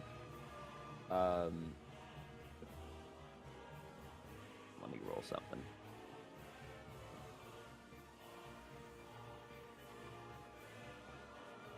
You find roughly 41 gold pieces around here. Just in various Nice. boxes and sacks and crates and things like that. As you look around within this area, there you do find around. You do find 2 daggers, and you do find 2 long swords, and then you also do find 1 metal shield. It seemed to be almost like an old armory that they used to use, or that they just throw all their junk into.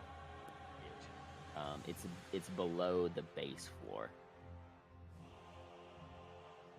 Yeah, you do see a small gate that seems to lock from this side, leading to the outside. It is locked. That's a good time to call it night. So, what would y'all like to do? Go out the daggum gate, brother. Okay. So, as you come back down there, I would imagine you tell everybody what you had heard, or no? Do you want to keep it a secret?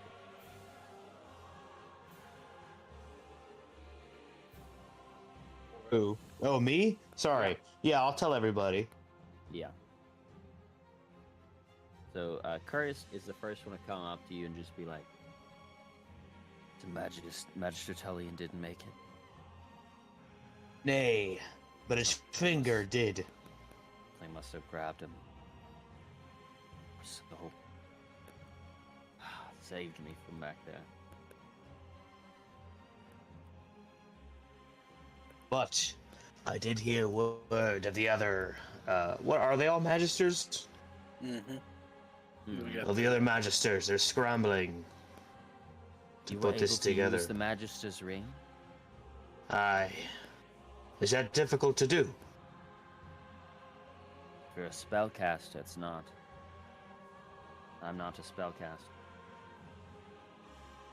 Well, it's a good thing I am then. That is good. Oh, So you said that. Go ahead. Cassandra. She told me that Cheeseburger was headed up to the upper city, but that Talia had made battlements down here. But she agreed that she'd be a good recruit. Party woman. Aye. You and me both, brother. She doesn't know defeat. No, Nope. she doesn't. And I kind of Good. stare off into space. He's happy. Worst part is she never anchors down. Well, she's only met me once. I can be very persuasive. Oh yeah. Aye. You're a funny man, Corbo. You're a funny man. Aye. And you're a strong man. And I go to shake his hand. He shakes your hand. I'm glad to be fighting next to you. Are you all alright? Is anybody hurt? I can I'm spare. hurt. I can spare another healing potion. Give it Okay, to try Seville. Okay. Shabil, he's gonna give you a healing potion. Do you want to go ahead and use it now? Yeah.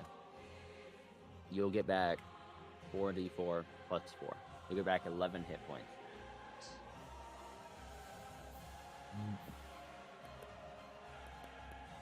And he takes one and he pops it himself too. Looks like a smaller vial.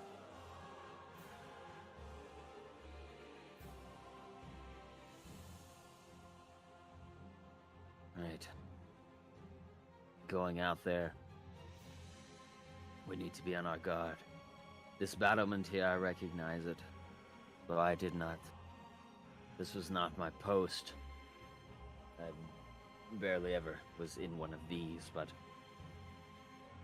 if I am sure, if I know this one is going to lead out to a small path that leads out to the docks. If anything's waiting out there for us, we can catch it by surprise. I suppose that's our next move then. Do we take a breather, a 20-minute breather? I think so. Short rest, would be very It helpful. seems for- relatively safe in here. Okay. I think that'd probably be a good idea. We need at least a short rest You know, for take a short HP, rest. right? Yes. And refill some spells for a lot of us. Oh, we should. Yeah. How much you heal from a short rest? It depends on how many hit die you use. So I knew once, right? You should have X amount of hit dice, and you can use up to half of them to use to heal per short rest. If I do this, then I heal 3. Mm-hmm. Yeah, so you would Damn. heal 3 hit points.